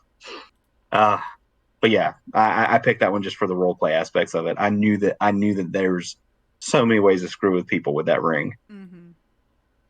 Oh no, that makes sense. Trust me, I would definitely do that to somebody. I know that you guys would be upset if I did it, but Yeah, we'd probably be a little upset if you did that to us. You know, um, I think that was the last one on the list that we were going to talk about because, as I said, we didn't want to give away all their secrets because it'd be kind of screwed up. Um, by no means did the playtest have all the items. oh no, There's not 200 items on there yeah, because it's definitely not 200 items, but there are a lot of items on here. yeah. A lot of them. So I'm hoping that the other people that might be sponsored by them, or might be talking about this, they'll talk about other items, and I just really don't want us to talk about all of them and yeah, someone come in this stream and get them all in one place. I feel, as I said, I feel so bad. So, um, and this kind of goes into what we were going to talk about was supplemental items, Mm-hmm. and not so much like literally items, but like supplemental things for your games. Um, People tend to always think that they need more dice, more minis, a billion things for the game. And I have always been of the belief that it is more important to have it to me it would be more important you could have basic tokens like basic little tokens for a map, Mm-hmm. not even minis, because minis are like, I forgot when we went to the store. I just know that my wallet cried every time you looked at the shelf. They um were the ones that I was looking at, and most minis I can tell you are generally around $5 to $6. I mean, you mhm do get two minis, mind you, but they're around $5 to $6. So think of them about $2.50 a piece.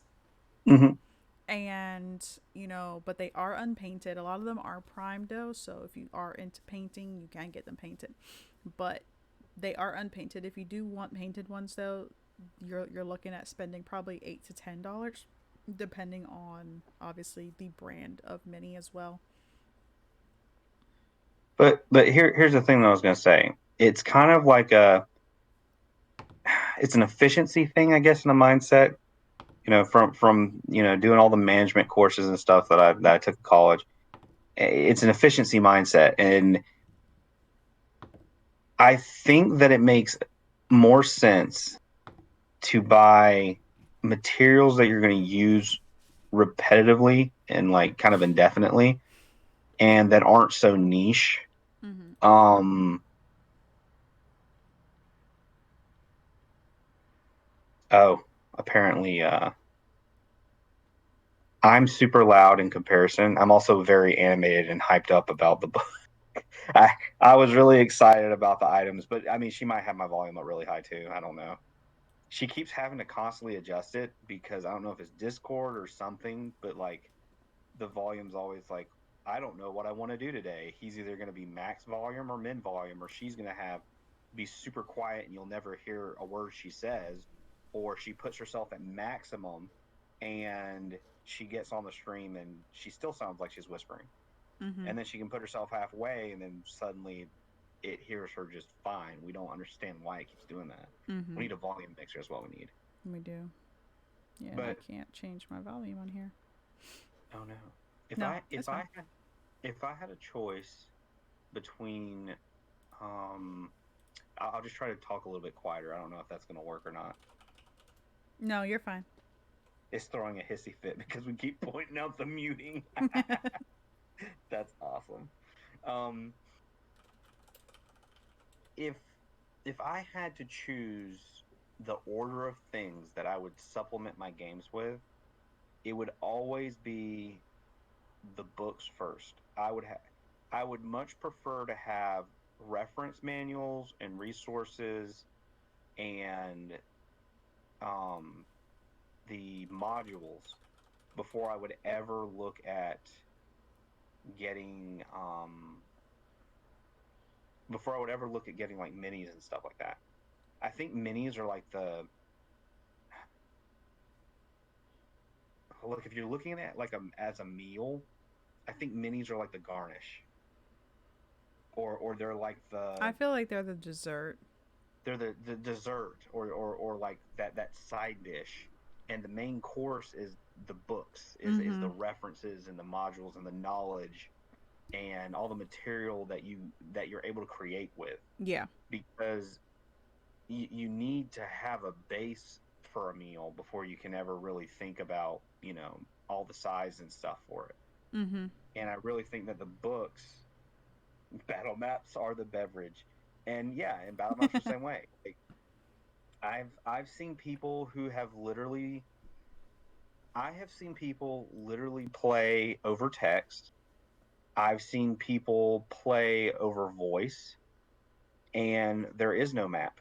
It's all theater of the mind. Everything is theater of the mind. There's no there's no maps, there's not even tokens. Like you just have to visualize, okay, my character is probably round about here and I'm this close to these people. And I struggle with that because even though I'm a spatially oriented person, like that sounds weird to say, but I understand things through like physical interactions. God, even that's going to be quoted. Um, No, they teach you in school. You're a hands-on learner. yeah. So yeah, like I a hands-on learner, and also I think of things in a physical sense. Like I have a much better time visualizing things You see in them a in physical 3D sense. where everybody sees them. Yeah, Because yeah. you Instead of even said it. You can't you don't have the ability to visualize things. You can't picture things in your head. yeah, I have a very hard time picturing things, which is weird because when I read books, um, I can, especially if they're very good at their descriptions and stuff like that. I can do that because I can take all the information and kind of put it together. But as soon as I'm done reading the book, or I put the book down, don't have the description in front of me anymore, it's gone. Well, it's not even that. It's I guess it's just it's more or less how it's described. I mean, because Perfect. if somebody says it's you're in the woods. I mean, there could be so many kinds of woods. You just all you see is trees. As soon as I say you're in the woods, my brain automatically just goes to cool. I'm in the middle of the woods and it's dark. Like I'm already picturing it, but it could be sunny. There could be clearings. There could be bunnies everywhere, but nobody said anything, so my brain automatically went to dark woods. You know what's hilarious? You're in the woods, and I was like, and you see him. He's there Standing in behind the you. dark. It's He dark. gets I down on was all like, oh my fours and breaks into a freaking god. spritz. Oh Huh? my god, he's gaining on you. Shia LaBeouf. It's Shia LaBeouf. I freaking, I can't. Like my brain's ADHD like that. Like it just goes off the actual cannibal Shia LaBeouf. But no, for real. If I had a choice, I would always choose books first. So that's probably why I'm so excited about these. Is because it's just another supplement. To my knowledge of the world or things I can add to my game or um things that I can ask Swanee to add to her game because there's some of these that I'm like, I have great uses for these. Um, look at her, she slide back in, she's like she's sliding into DMs. Hello, no, but it's I would say that, and then I would take like I would go books for like references and stuff, and then I would want modules because you can always homebrew. Then Mm-hmm. I'd want modules, and then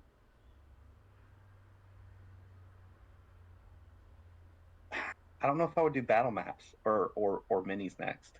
I actually want that book, the map book that Rob has, the one where like you could flip it and it's a ship, and then there's another one that's like woods. Yes, that That was was awesome. really good because that you can just take it and just be like, okay, movie tokens to the back. You're still walking in the woods, and movie tokens back. Like you don't have to have a big map to do that. Um, singular slow clap. At the end of actual Cannibal Shia LaBeouf, he stood up and Yeah. was like, God, man, the face he did at the end was perfect for that. But yeah, yep. Here we go. More books "These are my favorites for now." for now. For We gotta now, wait. We honestly. gotta see. See, now the reason why I say for now is because these kind of just give you a base to kind of go off of. So I'm just gonna pick a random page. I was gonna say you can't shout it out on the stream, can you? Because you're not endorsed. No, but these are you can buy them on Amazon, and I'm pretty sure that the person who wrote this really wouldn't mind the free advertisement. So it's not like I'm gonna be like, hey, pay me for this. Like, no, go check this person out. But yeah. So like this, I'm looking at foods here, and it says ogre cheese. A wedge of pale cheese blue tightly wrapped spotted with blue tightly wrapped in wax cloth. That's blue cheese. That's disgusting. That's mold. That mold. But like there's no reason for it, which is fine. I mean, it's just, stuff to add to it. But then you have things like stasis box. Anything Do placed it. inside is frozen in time, remaining in complete stasis until it is removed. So, I mean, you have that. And then there are items here that literally have no description except for it's a hat. Like the ogre cheese. What's the purpose of the ogre cheese? Is it just to have cheese in the world? Or is there a reason for having this cheese? Like, why would you specifically have this? Art is called Arcane Artifacts and Curious Curios. Why is there blue cheese in here? Why is there blue cheese in here?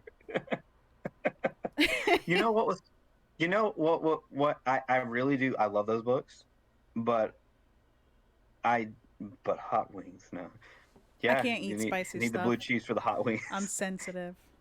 No, but you know what I love is that they kind of gave you what they did in the vault. I'm gonna murder and butcher the name, so you do it. Eisendor's? Yes, Eisendoor's vault. But like, Eisendor's Vault of Tragic Treasures. yes, they give you like the kind of what they do mechanically, because the person who is like that, they have a game designer who understands like how to balance the thing so it's not broken. I mean, literally, they have notes inside the playtest where they're like, oh, okay, so obviously this is probably not a good idea. We're going to look at this. We might balance it more. There's things we can do to it.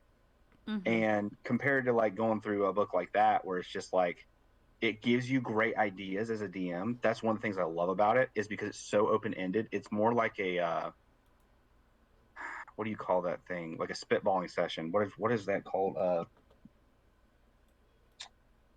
I hope the chat can help. Chat, help me. What am I thinking? It's a brainstorming session. I think is what I was going for. Yeah, it's a brainstorming session. It's a great thing to get your mind working on. Okay, well, I have this cheese. What does it do? What can, what things can I add to it? Especially as these are, I think that those are the ones that are on the roll table, right? Mm. What? Those? That those, yeah, Yeah. yeah. You roll for those, and it's just like as a DM, you could choose on the fly, especially if you're fly by the seat of your pants kind of DM like me. I was along the lines of, I see what it does, and I think on a whim, hey, this is what it does, Mm-hmm. you know, or what it is, and this is what it does, and like you can add your own description, you can add the rest of the things to it, but I do like that. I'm just gonna keep saying Penny Dragon's book and stuff because I'm bad with names, and I don't want to butcher the name.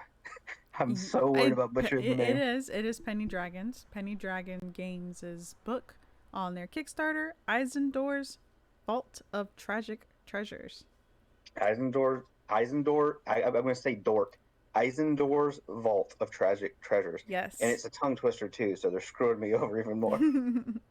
Um, but no, like I like the fact that it's going to be more polished. Um, that's one of the great things I think about the fact that it's coming from them, because they're um kind of masters at that, at the craft of that. Mm-hmm. And instead of it being um kind of unfinished. Like this is the book that you get that would be kind of like getting something from Frog God Games, right? Where it's a very polished product. Mm-hmm. And you go to this, and it's not the brainstorming that the Curios book is. Uh, see, forgot names again. But Arcane it's Artifacts and Curious Curios. why do they gotta do that to me? Okay, Arcane Artifacts and Curious Curios. I was about to say Cheerios. Anyway, but it's I feel like if you're it's a different style of DMing. That book is more for the style of fly by the seat of your pants and you just make decisions at the last second, Mm-hmm. and you just kind of piece stuff together, and you're hoping your players are taking notes, because that would be good for me. That'd be good for me if I was just like in the middle of the session. I was like, I'm gonna roll in this random book just to screw with y'all and see what you get. And it's like, hey, what do I find on this orc? And it's like, you find orc cheese. You find orc cheat. And Oh it's God. like, what's orc Oh cheese? And oh God. it's like, oh, it's this white cheese that's speckled with blue. That's mold. And it's like, that is that from under cheese? It's cheese from between his toes. He scraped them out. Ah, nah.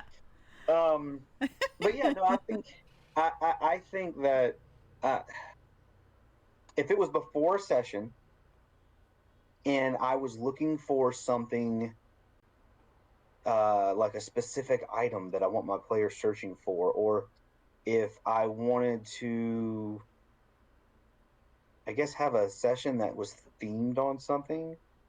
That's not Um, orc cheese. this is not orc cheese. Uh, I I think that would be the book that I would go to, would be Eisendor's. So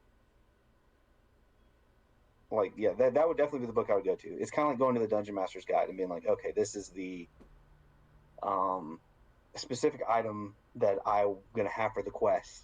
Okay, That's the gonna be perfect like, example would be like in the player's handbook. You get the trinkets. There is no explanation for these trinkets. Why are there trinkets? yes, why? I'm getting it. I'm getting the book. Why are there trinkets? What purpose do these things have? Literally none. I love knowing the page that it's on. If you didn't It's know, kind of sad. I follow have a along question. with me. It is on page 160. Who's on 160? No, he's not on 160. You know who I'm talking about? Gaston. Gaston. Gaston is in the book. Yeah. Gaston is in the book. I will look that up for you because I know you want to see it.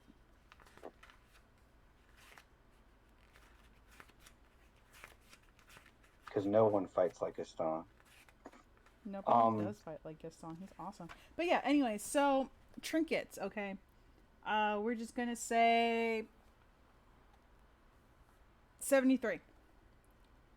73 is the shell of an egg painted with scenes of human misery in disturbing detail. How big is this egg?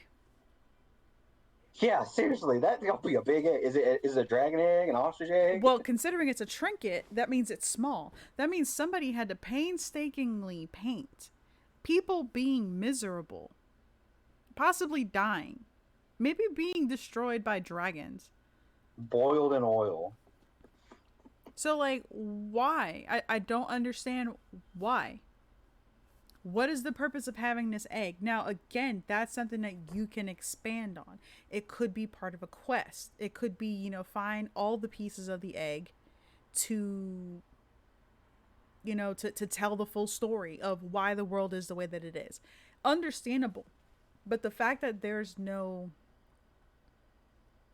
story with it really bothers me. And the thing that I love about Eisendor's is that the majority of these items have stories. And I'm all about misery. I'm all about tragedy. And it has that. It's like, hey, this isn't just, oh, I'm a happy dagger stab. It's, I'm a dagger with a story.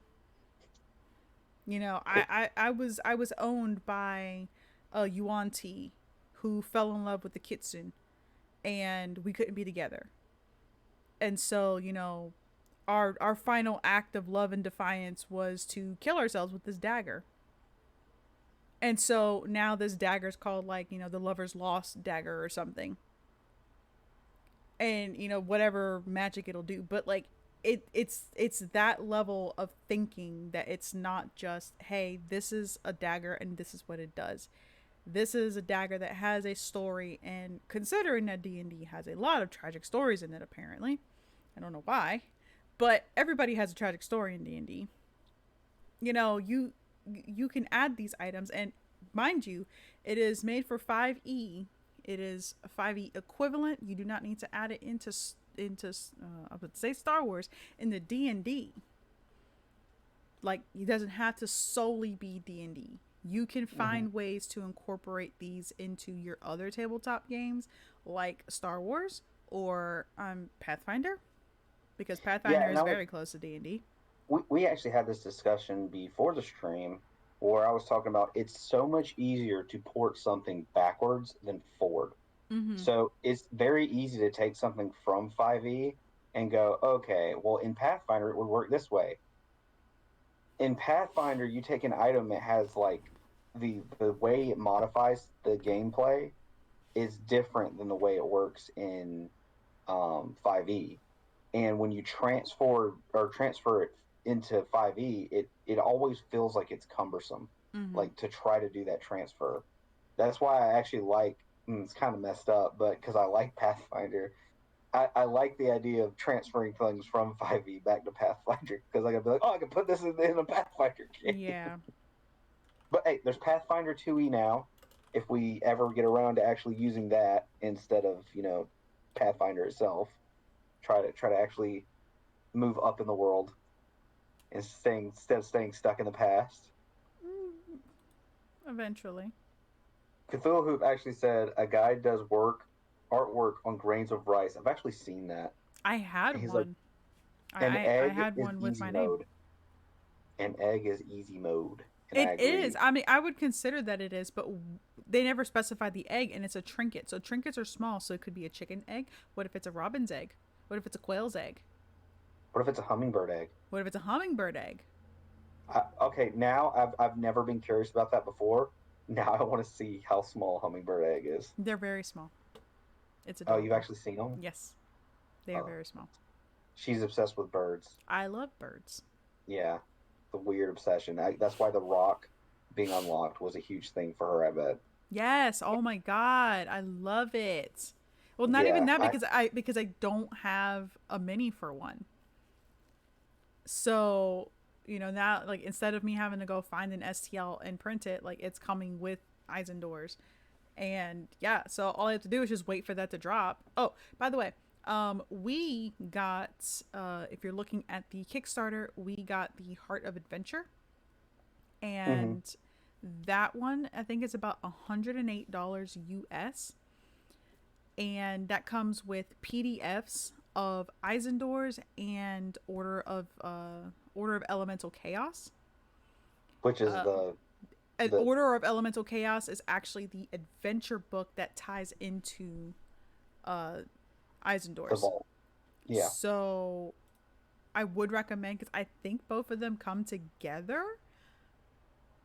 I'm actually about to check their Kickstarter just to make sure. yeah. If you get that, they come together. Well, I just want to make sure that it's not like you can pick one or the other, because, it would kind of suck if I was like, oh yeah, go get this, and then nope, that's not how it works. Now, if I I don't remember want to correctly, give false information. and also the lowest level of sponsorship is both PDFs. You get both PDFs. Yeah, okay, So, so no, it's not. Taste of Magic, it's the PDF of Eisendor's. oh, okay. And that one runs you about $22 US, £16 if you are UK. Adventure's Call is about $44, and that is the PDF of both Eisendor and the Order of Elemental Chaos. Yeah, that would be the base level I would start at, like If because I want Yeah, both. especially if you're a person who doesn't really have a lot of space and you prefer PDFs, like I know Cthulhu Hoop likes the PDFs. So that would probably be the best option for you to get the PDF versions. Then they have the Winds of Magic. That one you get the PDF of the vault and you get the physical of the vault, and that's it. Wizard's Power is the PDF of the Vault of Elemental Chaos, and then the physical of Vault alt cover, and the physical of Elemental Chaos alt cover. The one that we got, as I said, is Heart of Adventure. You get the PDF of both of them, and you get the physical books of both. So I fully recommend that. Like, I love the books, like 100%. I love having the physical books. Yep, But because where we it's are at. playing a lot on online, and I don't really have a lot of space next to me, it's a lot easier for me to just have the PDFs, and then I can just kind of quickly scan through something instead of having to look through my books. You know, PDFs for me are really great for reference because you just hit Control F and then just search the whole document for the word that you're looking for. I didn't even know that. That wow, wow. I don't use PDFs. Like, I'm not gonna lie, No. I very rarely use PDFs. They So they act very similar to a web page in that aspect. I mean, look, I can tell you right now, hands down, it has taken me so long to even use D&D Beyond. Yeah, that was a struggle. I have We been didn't want to use so it. stubborn. Like, I'm not going to use it. It's pointless. And then now that I'm using it, I'm like, okay, I don't ever want to go back because of the simplicity of it. Especially now that I have all the books. Yeah, the simplicity of it is 100% easier. And obviously, like using Roll20, and I'm going to assume other tabletop systems as well, you can just manually add in extra items like Mhm. Eisendoors. Yeah, yeah. I don't know. I like the. That's one thing that's gonna really stink about. I wish that D&D Beyond would open up a little bit more to third party stuff so that you could purchase third party stuff on D&D Beyond too. Like if there was Mm-hmm. a port function, God, that would be so awesome. Um, But yeah, no. Going back to the Kickstarter though. So we actually did cover the last one we covered was the Wizard's Power. Keys of the Vault. This is not the leather one, but this one is the PDF of both of the books and the physical of both of the books, but they are the premium version. Oh, the premium version is the leather one, if I'm not mistaken. Yes, it is the leather one. are you The, sure? Because there's one that's alt covers and then there's one that's premium. yeah, no, that's what I'm saying. That this is the premium version. Okay. Yeah, that one is the I think it's the black one. I think it's like the black leather one, which is really really really nice. That one's gonna run you about 262. They're saying.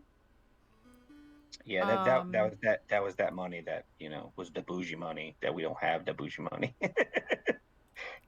uh, If I could have bought it, I would have bought it for oh real yeah, because I would have got they're it too. beautiful. I They, love leather bound books. but no. So then, jumping over to Heart of the Vault, you get the PDFs, you get the physical of both books, and these are just the physical standard original cover, which the covers themselves are gorgeous. Like, I mean, I love alt covers. Don't get me wrong, but the alt covers are very like they're very fancy. Like there's no art to it. It's just like it's all like art deco. Can you can you go back? There's two words I want you to say real quick. What? Gorgeous? Gorgeous? No, that's not how you said it. Dang it. And the other one was fancy. Fancy. Nah, that's not how you said it. How did I say it? Gorgeous. Anyways, look, It's don't almost make like you fun were of me. from. I'm not making fun of you. I actually like where your accent comes out. It's so rare, but I love when it comes out. But yeah, so then the last thing you get with the Heart of the Hey, Angelic Vault. Rogue. They're popping in real quick for a Oh, quick host. hey, thank you, I appreciate it. You get the initial and unlocked add-ons. That is not including the tactical tokens that are tied into them. If you guys haven't checked out Tactical Tokens, also please go do them. Like I really do like their stuff, especially if you're not a person who likes to buy minis and you Hmm. travel a lot. It's a lot smarter, obviously, to just have these like little tokens that you can carry. Yeah, Um, and it makes setting up battles a lot easier. And yes, the thing with minis is Dono the cleric you on break. Adventures and Initiative, he actually uses them, and these tokens you can't like how Warwolf was saying, you cannot break them. Like there's actually videos of that people like bending them, and it's just like really soft plastic. They just bend, and then as soon as you let go, they just reform back. By Um, comparison, how many minis have you dropped? I have dropped plenty, and I only broke one, but that was because we printed that one. Oh yeah, that was sweets. Actually, sweets you can see her in the background. Well, they probably Sweets. can't. This is sweets. I don't even know. Hold on. I gotta get this up. Yep. That's my sweet roll. It's not even going to show it. Yeah. But it's a tabaxi with a battle pan, which Yep. basically is a skillet. She has a skillet Uh, and a oh my god, I just realized that her shoulder did not print. don't cry. Ugh, it's aggravating. Welcome to the world of 3D printing. Yeah. But yeah, she has a skillet and then a chicken, like a drumstick. Yeah, But yeah, I because love her. she was a chunky girl. She was always eating, and Yeah. she was a bard paladin. If I remember correctly. Yes, yes, a bard paladin. But yeah, so the last and final one that they have, which is limited, is going to cost you around £800 or $1,000. Pretty much $1,100. It's called Adventuring with Friends. You get the PDF of both of the books, all of the initial uh, and unlocked add-ons, including technical tokens. Oh, and I did skip one too. You get 10 physical commissioned party art posters, a uh, physical versions with standard covers of Eisendor's and Order of Elemental Chaos. The one that I did skip is Soul of the Vault, which is the second to last. That's going to run you about 687 or £500. Is the PDFs of both of them, the physical of both, and then the initial and unlocked add-ons, including tactical tokens. The I was reading the chat. add-ons. Hmm? Cthulhu was like, I miss sweets. I know, I miss sweets too sometimes. I miss her. She was an absolute sweetheart. But yeah, so looking at their Kickstarter, you do get the 7 STLs, two bonus gargantuan STL files. One of them is the rock, which was unlocked. So hooray, we are going to be getting that. The premium edition books are gorgeous. Like, but I like the artwork on books. That's the thing. I really like looking at it and seeing who the characters are and stuff like that. Hmm. Oh, if you guys didn't know, also Penny Dragon Games does have a Mag of Holding, uh, like their own little like magazine, I guess. Um, I do have that as well. I didn't pull it up in time. But yeah, anyways, you can buy the Dice Vault with Penny Dragon's logo. You can buy Penny Dragon dice. You can buy the collector's box of Heart of the Vault. They are in the process of, and I don't know if they unlocked it yet, but if we do reach the stretch goal, or if they reach the stretch goal, we will get the DM screen. When you reach that stretch goal, I want the DM screen. I bet you do. I collect DM screens. Like we don't even use them anymore, but I collect them. And then like if Yeah. whenever we do get back to like actual physical playing, then yeah, I mean I'll be using the DM screen again. But until then, I just like collecting them because I got Pathfinder and D&D. The posters, the player mat. I didn't even know they had a player mat. The physical tokens and the alt covers. Oh, the alt covers are actually nice. Like there's actually like Yeah, art on them. yeah, I saw. Yeah, I saw the alt covers too. I Oh, it liked says them. the art cover art is still in progress. So that might not be the final uh image that's going to be on there. I'm not entirely sure, but regardless, I mean, what is there is actually really nice. Yeah, I'm surprised that they're still working on it, like, or thinking about changing it. I thought it was super nice. But yeah, so kind of going into the Order of Elemental Chaos to talk about that a little bit.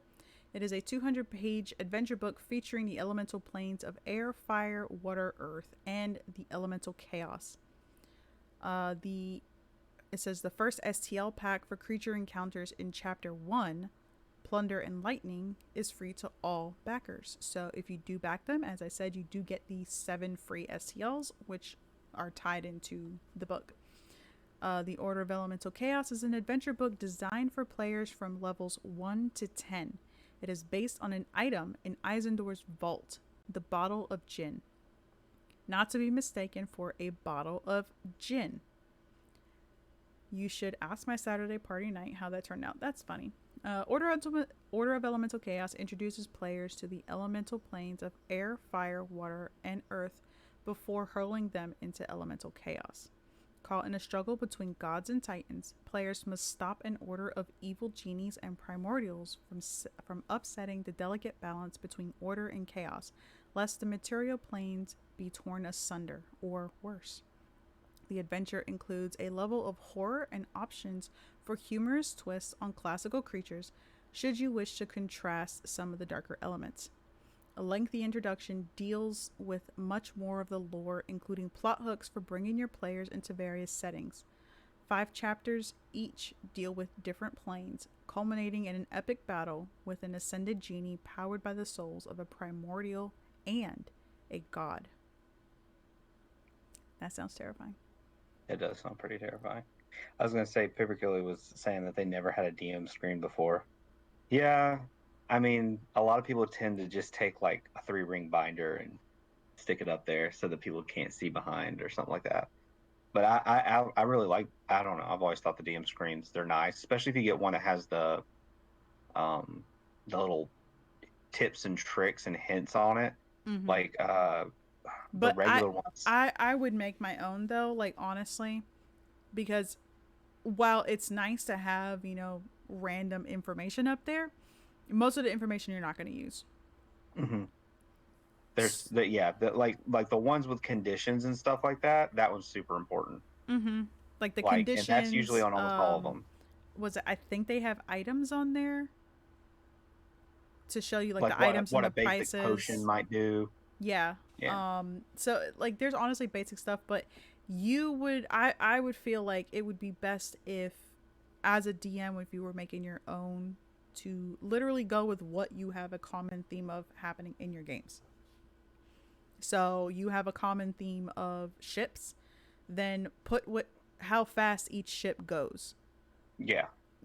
Put a list of encounters, like sea encounters that you can possibly have instead of relying solely on, okay, this is a tavern. Like, well, what if you're not going to be at a tavern for the next 6, 7 sessions?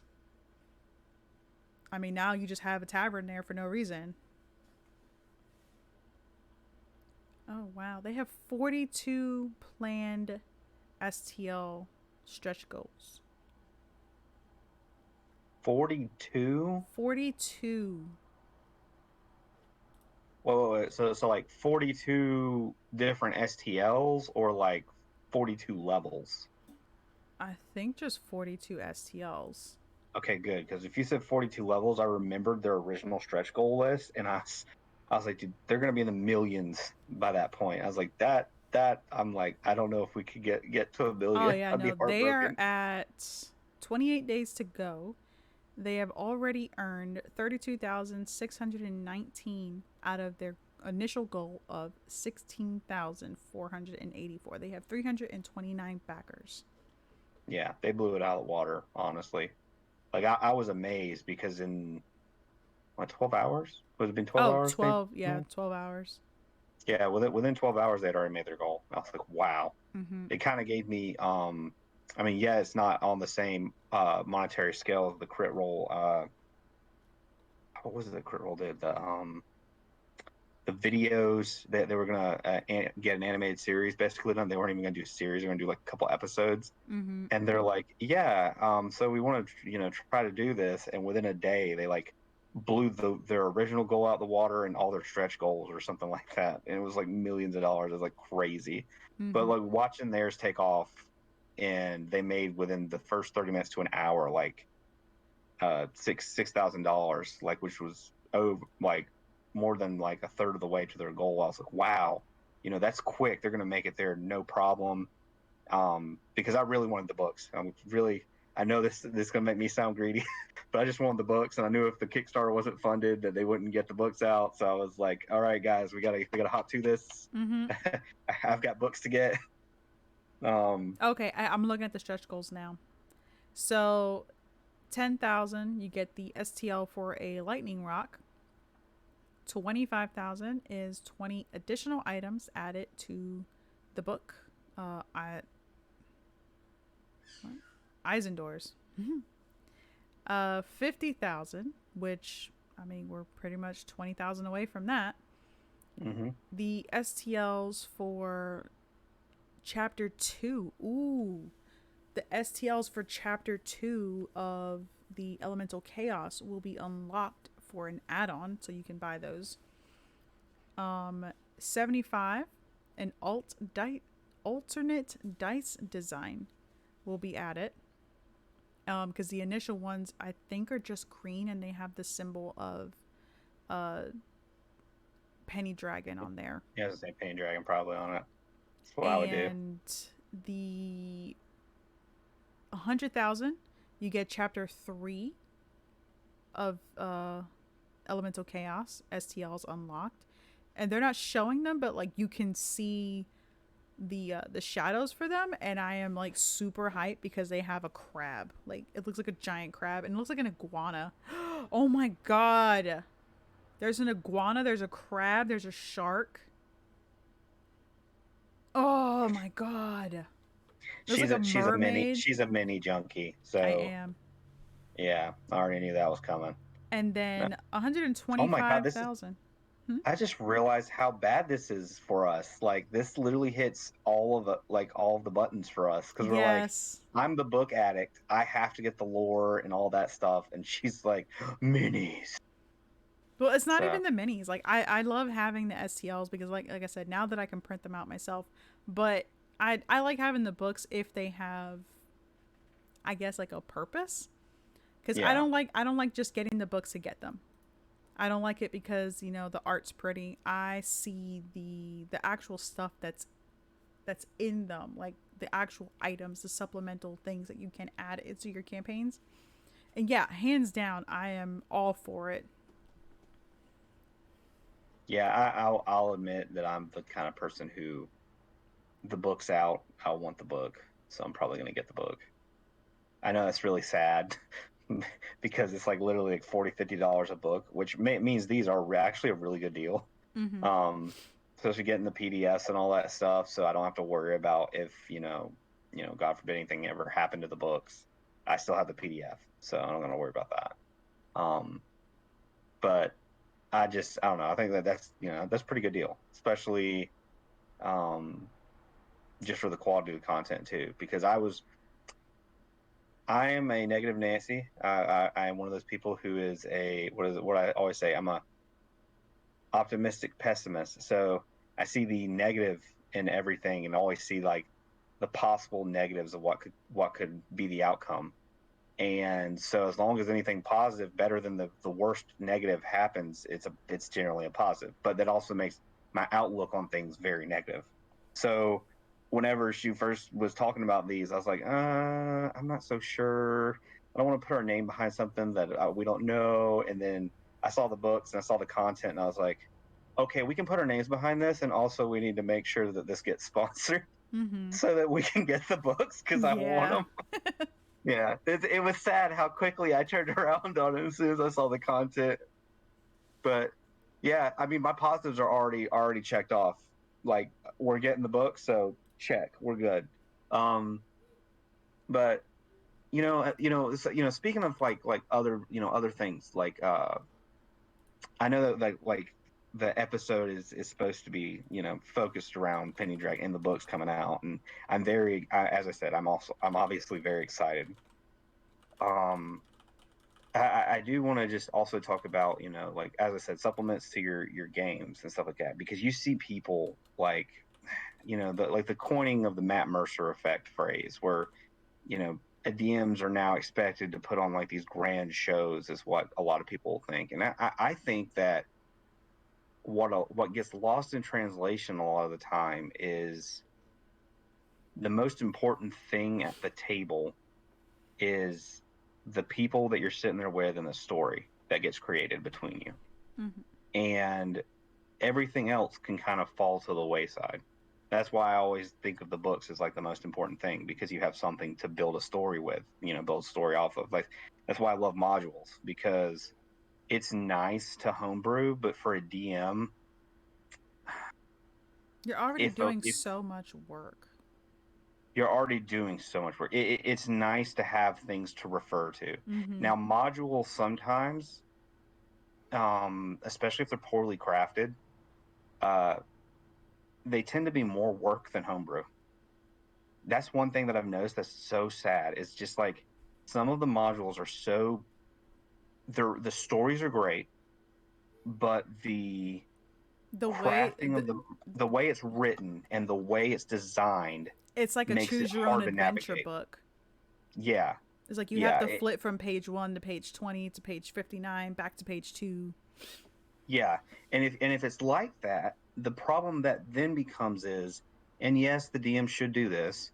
The DM has to read basically the whole book before they can run the module. Mm-hmm. So they know every plot point and everything beforehand, so that there is nothing that gets lost in the middle, or Mm-hmm. they forget to do a certain encounter or something that would have made a huge effect later on. Like, could you imagine somehow doing let's say descent into Avernus, and there's a sword that's like super crucial, and just completely skipping past that because, oh yeah, I forgot, I Mm-hmm. didn't read that part. It wasn't specifically labeled when we were there, because it said flip to chapter 78 to talk about, or page 78 to look at this. So you flip through, and then you've missed an important thing, and now you've got to like either retcon, which I am not a big fan of retconning. I'd rather just figure another way out, to another way to get it back into the story, or you have to, you know I guess it's what, jerry rig in a way, like figure out something on the fly to transition back into a place where you could come across this item or this encounter. And I don't know. It's very, it's great to have like the modules and stuff, but the reference material to build off things I sometimes find better. Um, that's another thing. That's why I like that they built the packages the way they did, because they have the items from the vault and all that stuff, and then they have the module that comes with it. Mm-hmm. And I'm really hoping, especially after seeing the one shot that you guys ran, um, because that was one of the pieces from the book, right? Howling Frost, I believe it was from the book. If not, it's probably from the Mag of Holding. Oh, well, I after like seeing Donna run it, I was like, you know what? These it sounds like these are probably really well written, and it Yeah. actually made me excited to see the style of how that's written out, Oh yeah, no, because I have I actually do have Mag of Holding Howling Frost, and I have gone through it, and it's a lot simpler to actually look through, and it goes like piece by piece. So you're if I had looking at, and like, hey, your encounter starts here, and this is what's gonna happen, and then you move here, and this is what's gonna happen. if I had to, and here comes a cat. Um, if I had to say, like, the one that I think sounded the most complicated after hearing you talk about it was the Underdark. Out of the Abyss, yes.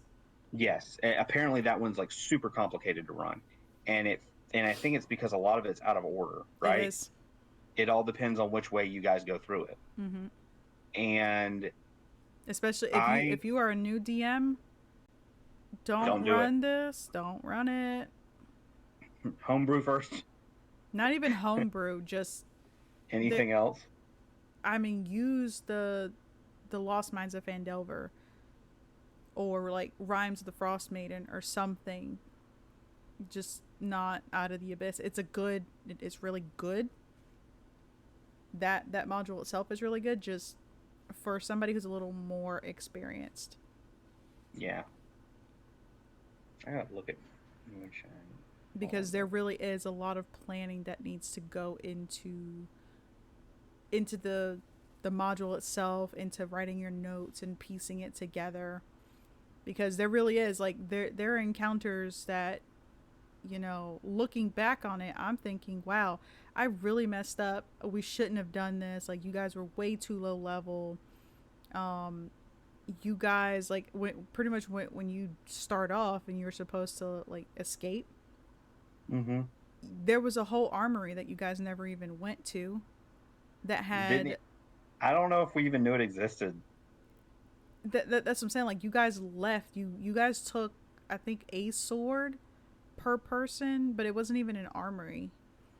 Like, We stole it. We stole them from the guards. yeah, like you guys just had like very basic items, but there was a whole armory full of like better stuff in there, so much better. And it was like, yeah, no, we just completely bypassed it. But that was like a flaw on my part because I picked up the book and I was like, cool, we're running this, and I just opened it.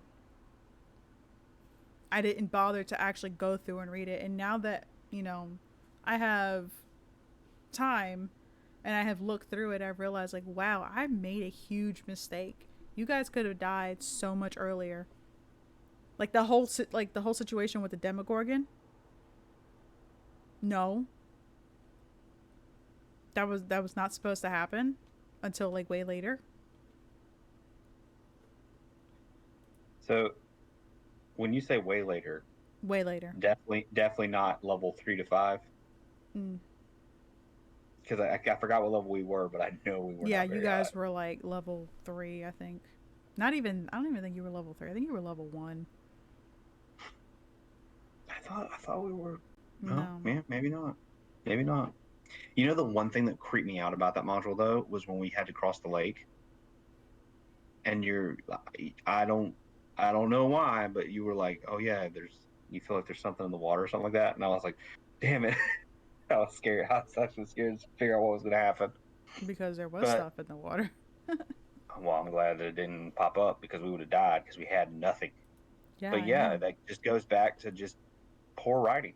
I mean, really, at the end of the day, Not poor that was writing, poor poor design. poor design. Yes, it was poorly designed. And that's one thing as I've said, after I've seen the dedication to game design, like that was in the playtest material that I was shown, I was like, I have a good feeling about, this module. And so I'm excited to see how it turns out. Um,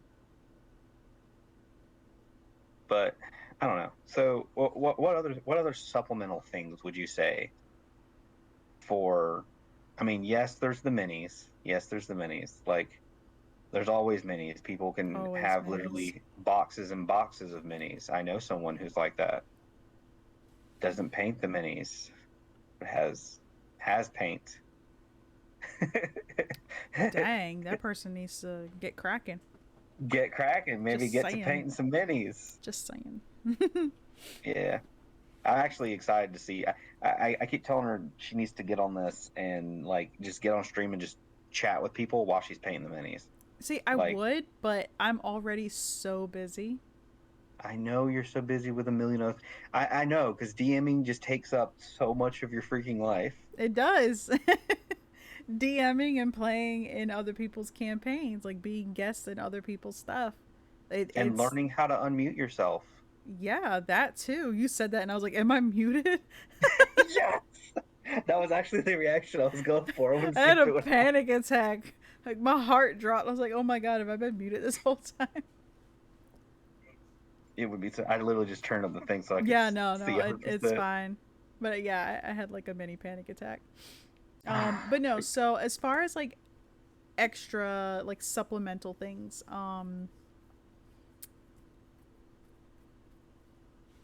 these I got a shelf here full of my stuff. These objects Oh of yes, intrigue. We haven't really used these yet, which I that was one really of the add-ons. the objects of intrigue. No, one of the add-ons was that they were going to make a card set with Oh some of the yeah, items. yes, yes, yes. One of the I forgot. add-ons. I forgot about that till you showed it. I was like, oh yeah, and then you did it. I was like, oh wait, that's one of the things they're going to add too. But Yeah, yeah, they. I think they so know D&D players. That's what's going this down. is from Nord Games. I have almost every single item. I'm not even kidding. I have almost every single item from them. Um, but these are objects of intrigue, and they do separate them based on locations. So this is the waterway pack, and obviously grab a random card. So then you can see this is waterways. They can't see anything except blur. I Blur, can't see anything except blur. blur. But yeah, so items on here.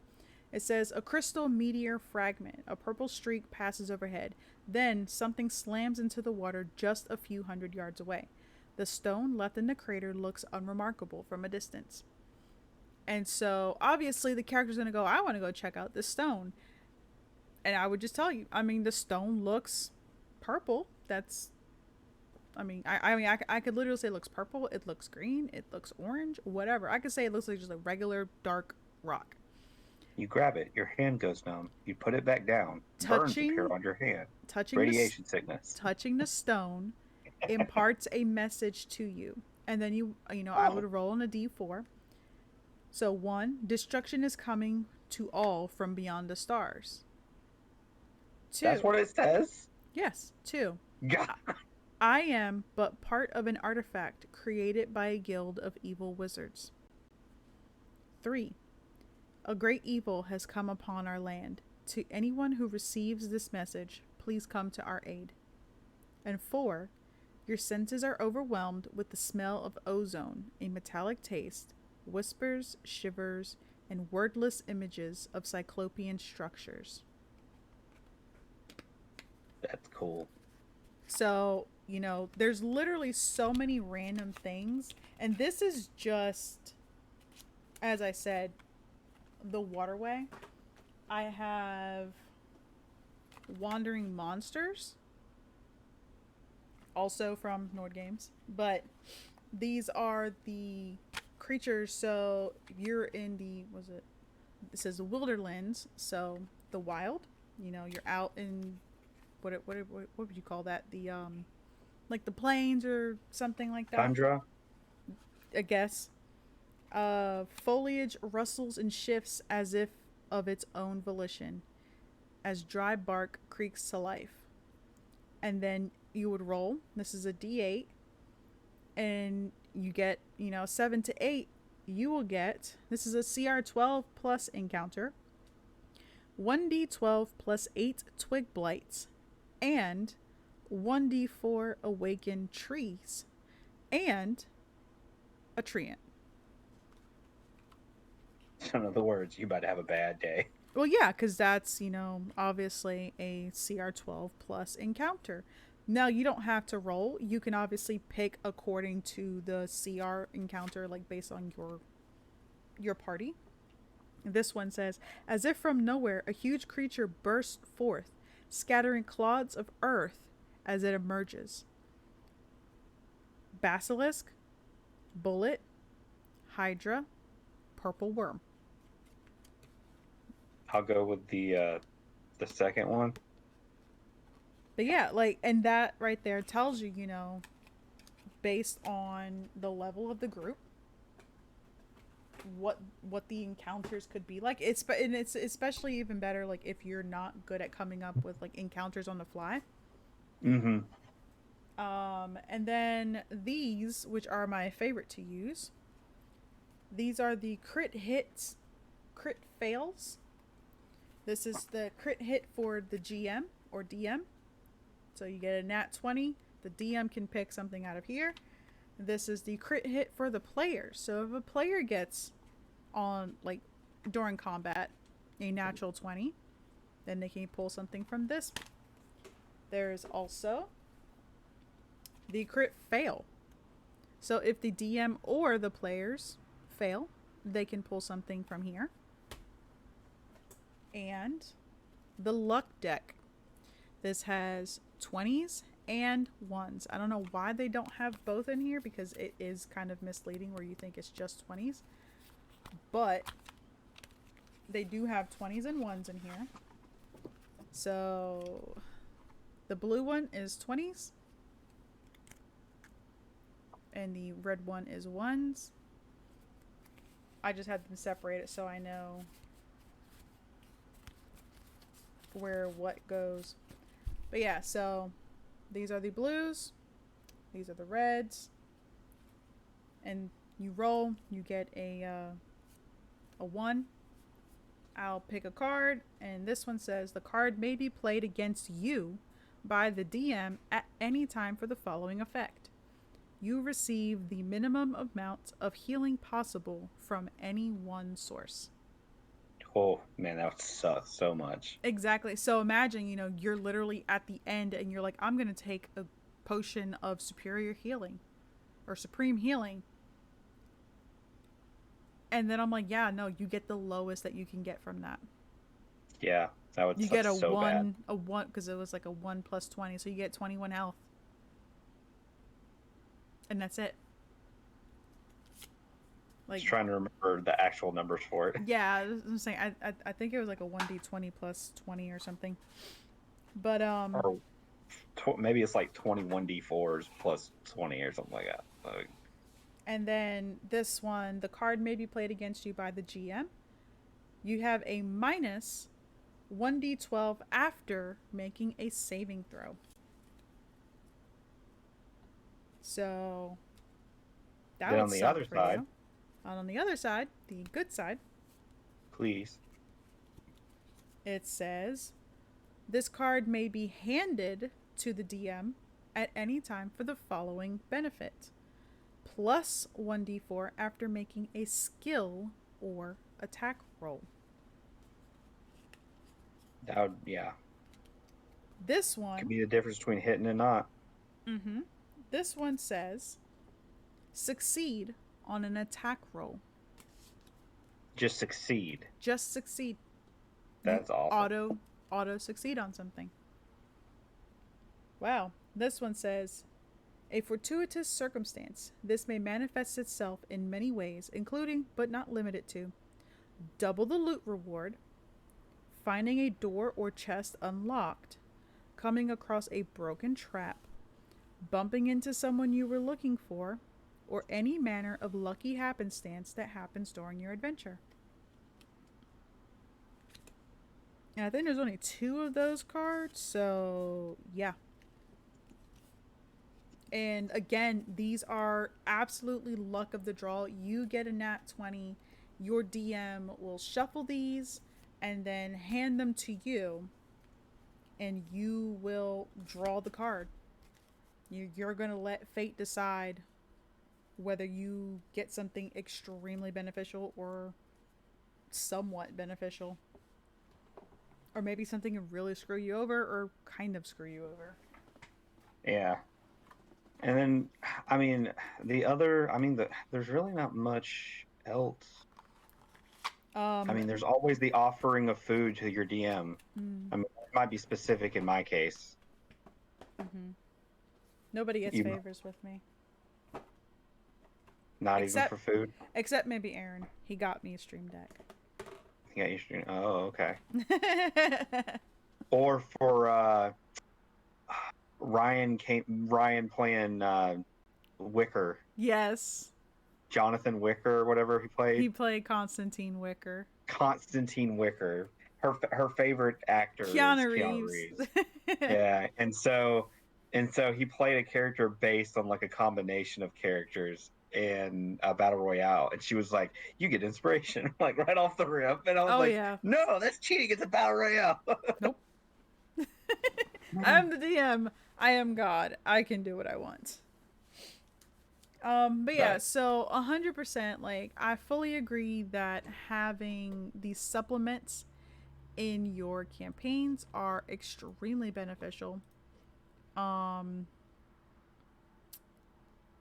But not it's, always necessary. yeah, it's not necessary. It's just, It's great to have. And if you're thinking of things to get for like, if you're a player and you're thinking of things to get for either for your DM, mm-hmm, things like that are like huge, huge because it makes the DM feel appreciated.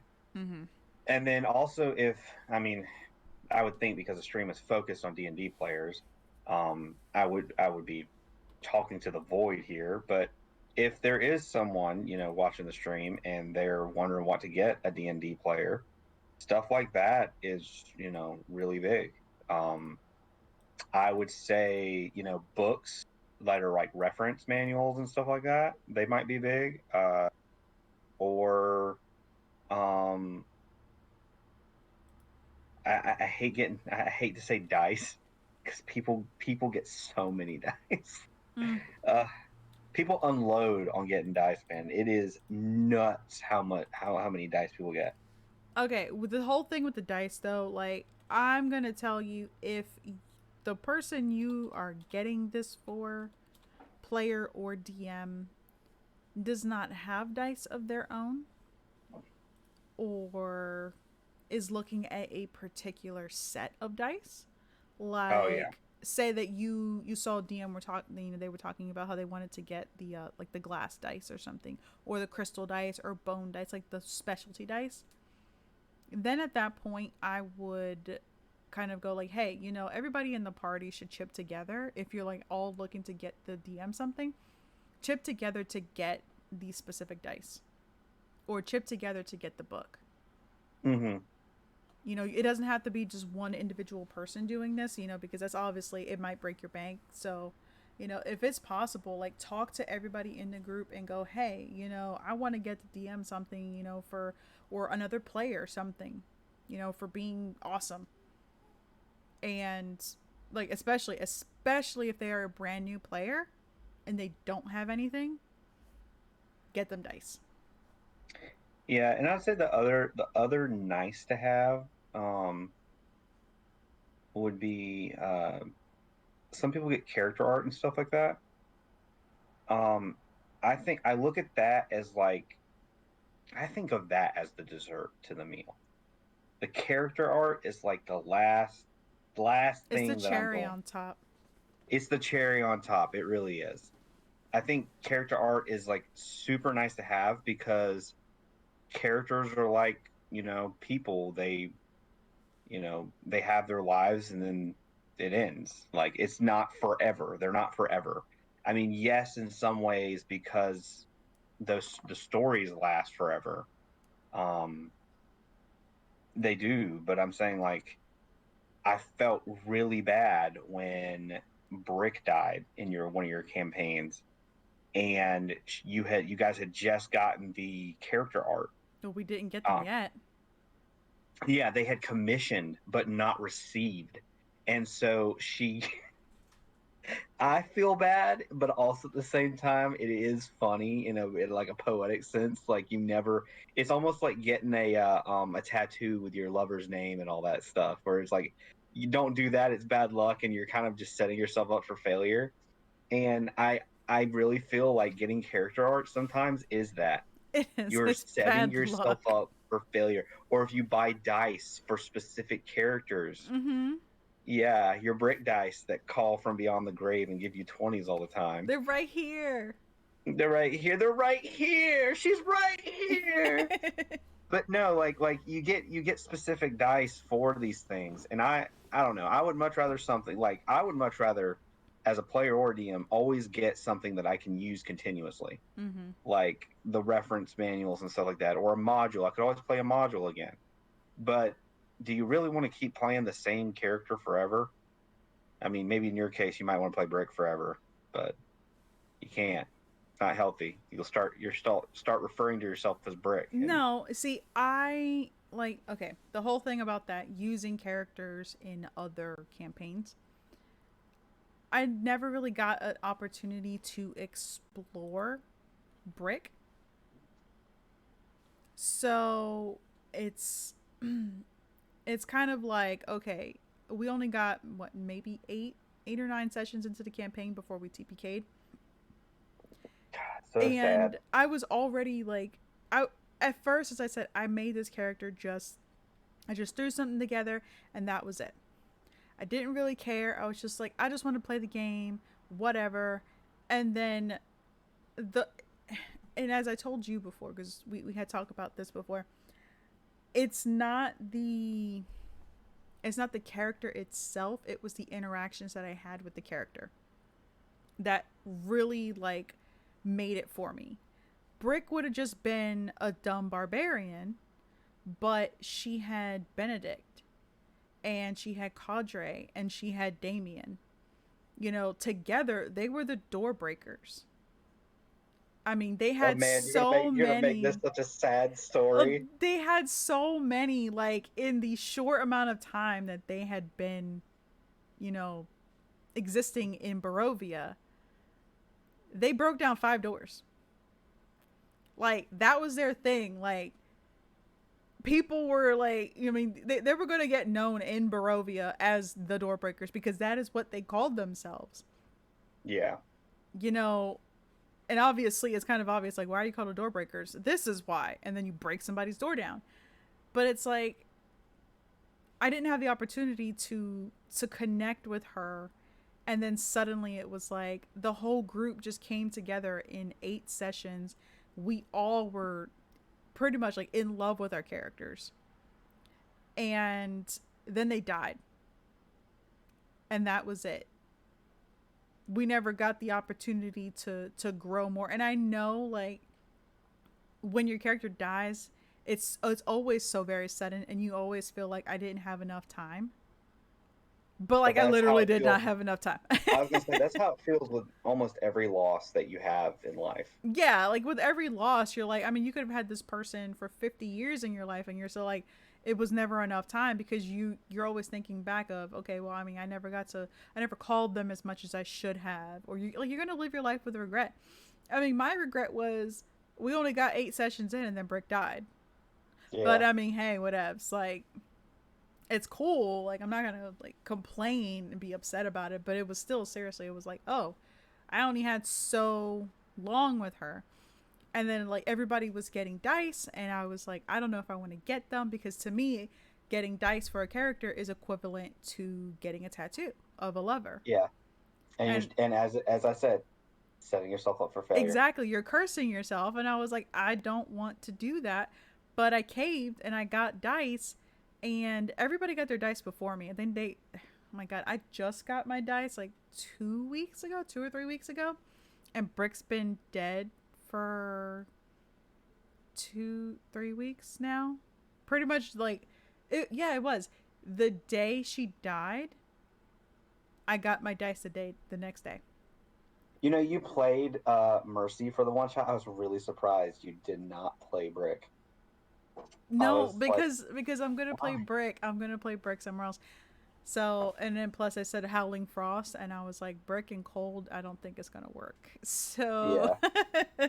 let's Compared to not put her in the cold.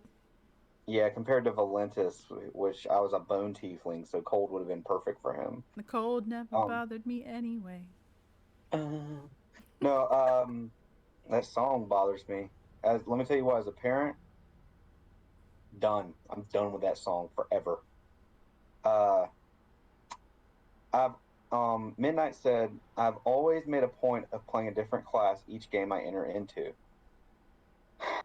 I wish I could say I'm the same, You're a but one trick pony. I'm a one trick pony.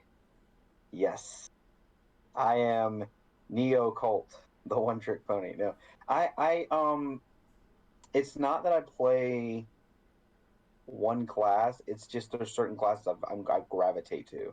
So when it comes to casters, I always want to play a sorcerer. I just do. I just I like the spontaneous caster style instead of the style that wizards have, where they have to prepare things, and it's just And the it's lack of spells that you get as a warlock.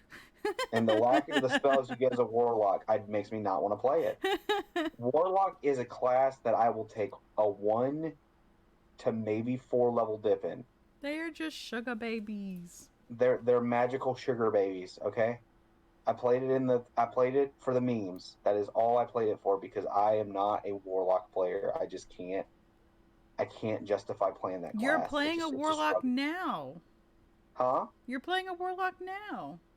Yeah, I'm playing a warlock sorcerer, and the reason I'm playing warlock is 100% because The backstory. um the backstory. Otherwise, no way, no how. I not happening. They're so pigeonholed into their what they can do through their lack of spells and stuff that it just ugh. Um, what is it? Goddamn fighter boy.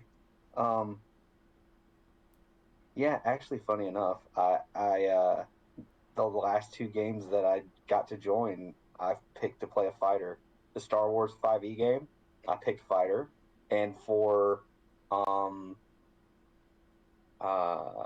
Titans Manifest, which is Cast Down Sun's going to be running that cast playing it, so and are running or DMing it, and I chose to play a fighter for that too, and I was like, man, and actually, what's funny is I got to tell everybody the name. So um so the character, the original idea for the character was he was going to be based off of I forget the guy's name off of Game of Thrones. The dude whose head gets Oberon uh, Yes, Oberyn Martell. Martell. Yeah, who gets his head bashed in. I was gonna play him, so I was like, I'm gonna play a guy who's either gonna be Spanish or Arabic, kind of in that vein, because I know they're supposed to be kind of like a mix of the two. They're like a Mediterranean kind of uh, area that they come from, and I chose that he was going to be like bastard born, so his name was going to be from a certain set, and I chose Hamun, which is for a or Hamaun is I think how you're supposed to pronounce it, which is based for a kind of like a lake in a desert. It's like an oasis but bigger, and that was his last name. So I was like, what am I going to do for the first name? And then I looked at Hamun again, and it's spelled Hamun. And I was like, that's human. He's human. That's hilarious. And then I was like, how can I say generic? Because he's a fighter without saying generic. So I put John Eric. His name is John Eric Human, or John Eric Hamun, and he's a generic human fighter. But there was something about the Jean Eric too that it tied into it. Like it wasn't just because it was John Eric. Because I remember I know you telling me about this the other day, and it like the name specifically meant something that matched your character, yeah, and then you yeah. named it Haman as the last name, and it was John generic human I'm fighter. still surprised so many picked Sentinel. Uh, Sentinel's a lot of fun, and you can guarantee that I'm about to pick Sentinel. See, Actually, every I think time I've already someone picked picks a fighter, I just think rough guide to D&D. Rough I Guide have to D. never played a fighter. Then again, I don't really play that much anyways. You're just gonna kind of just scoot that over to the side. I don't really get to play that much. Are you So, talking about the one by?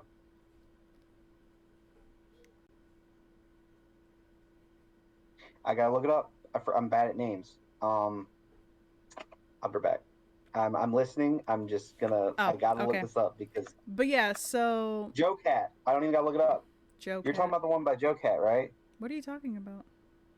The Guide to D&D thing. Yes, yes. Yeah, I freaking love those. It kills me. I still want to play an all cleric group and be called the Amen. That would be so funny. Oh my Fighter man, Spider-Man does whatever. Oh my God. I'm Yeah. married to that. Yes. Yes. She definitely married that. So I am 100% the kind of person who goes out of my way to make jokes that I want people not to realize they're jokes until later. And when they do, they go, God dang it, he named himself this. Like for the one shot, my name was um Neo Trick Colt. So it stands for one trick pony because all he did was cast Eldritch Blast the whole fight. That was the point because all warlocks do. Mm-hmm. And I think it took to the first round, and then I'm not sure who it was, but someone was like, "Oh God, I see what he did," and I loved it. I love that's the reaction I live for is to hear that and go, "Yes, I got them."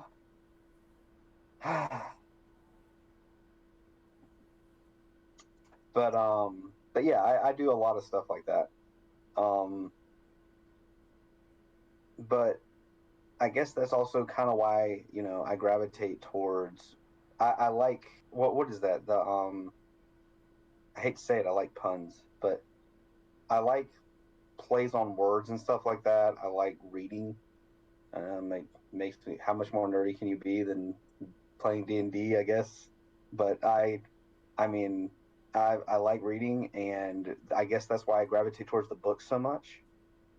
And so everything's if when I say I'm going to supplement my games, 9 times out of 10 that means I'm throwing a new book into it. It has nothing to do with me getting a fog machine. I literally have seen someone with a fog machine built into a table so that when they turn on the fog machine, so when they're doing like the creepy, dark mystery, or you're going through a dungeon, they turn on this fog machine so that it can blow fog through the dungeon from underneath. And I thought it was really cool. I'm not gonna lie, it's cool. But I'm also like, are there other things that man could have spent money on before he went, I'm gonna put a fog machine into this table? Fog machines Just only cost like $20, if that. no, You I'm saying like I'm gonna add the fog machine to the like he adds it to the table, and I'm just like, were there other more important things he could have done before that? Like no. what I guarantee I should have known because you're a visual person. You like all the, and I'm not gonna lie, I do. Like whenever she makes all her oh another supplements to the game, programs for your computer if you do virtual tabletops.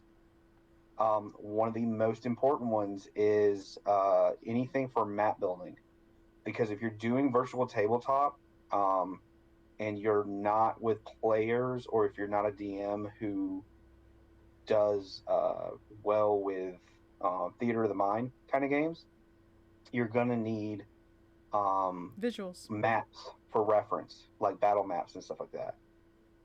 And it's I think battle maps. I want to say I feel like battle maps are a necessity. yeah, Like I don't care, if people want to argue with me on that. I 100% believe that battle maps are a necessity. Just because I don't want to have to think in my head, okay, so the room is how big and I'm standing where? Because you the can answer have will always be fireball. well, for me, yeah, but you can pretty much imagine a room in your head, and I can say you walk into a room, there's a fountain in the center, there's a big glass door directly across from you, and to the right of you, just next to the fountain, like in the center of the room, on the right where the fountain is, you see a child, and then on the other side, a child, and then on the other side of the fountain, you see a dog. I never described how big the room is, but you're probably already imagining what size this room is. How far? I never said how far they are from the fountain. I just said they're on the other side against the wall. But how long is the room? How wide is the room? Is it a square? Is it a rectangle? Is it a triangle? You don't know. This actually comes back to the importance of using the maps and when you use the maps, make sure, especially in virtual tabletop, that the map that you were on is the map that you're still on when the session starts again. Mm-hmm. Otherwise, you have players like me who get really confused about what building they're in because it doesn't matter how many notes I take or anything like that. My memory is not up to snuff. So I could say, oh, we left such and such's manor, and then we get into the middle of this fight, and I don't have time to write down notes because I'm focused on the fight. And then You don't write afterwards, notes all I down remember anyway.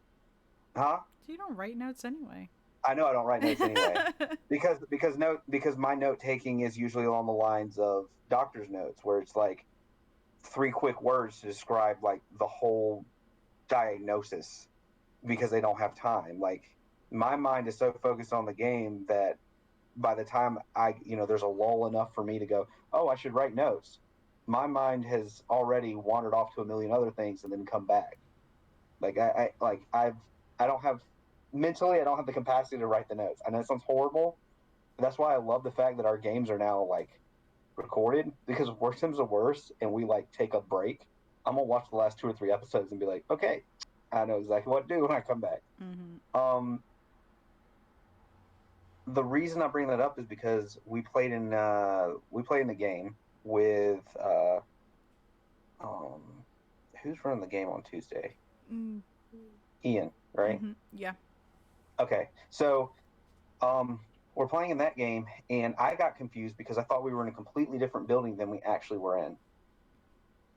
And my character, there's like gas coming up from the floor or something like that. And my character went, oh, we're in this room. And I was thinking that we were in a room in a larger building where you had to go through out of that room into a hallway and then through another door and into a foyer to exit the building. So there was like three doors and there was also other areas where people could have been. That wasn't the layout of the room. The layout of the room was the door was the exit to the outside. My mind did not do that. So my mind went, okay, what's the quickest exit? I saw a window and I catapulted a bunch of steel ball bearings out the window and shattered it and jumped out the window. And everyone went, what the heck are you doing? Like, You see, well, why are, where are you going? that situation, we had told you that the door was here. The DM told you that the door was there, and you still said no. We're in the wrong building. You guys are wrong, and you jumped out the window anyways. And so Because we said, I was in fight or flight instinct at that moment. I was like, okay, we have to get out before the gas either knocks us out or kills us. And I'm not arguing on if we're in the right building or not. I'm just going to go out the window. That was my mindset on that. That was PTSD brain kicking in mm-hmm, because PTSD brain goes, this is the decision. Make the decision now. You don't have time. yeah. You So the information I had in my brain at the time didn't matter what anyone else told me was that, hey, this is what the situation you're in. These are the options you have available. And so I made the quickest and most rational decision in my mind, but it was a rash decision because the information I had was wrong. Mm-hmm. That's another thing that's an important supplement. And I hate to say this because I'm not one to say this because I'm a bad player on this. I don't take notes. Another supplement you should have is some sort of notes or diary for your campaign. Especially as a DM, you definitely want that because you're going to want to be keeping notes because there's stuff like, especially if you have long campaigns, like the one that, Something that can happen in session 2 might show up session 25 later.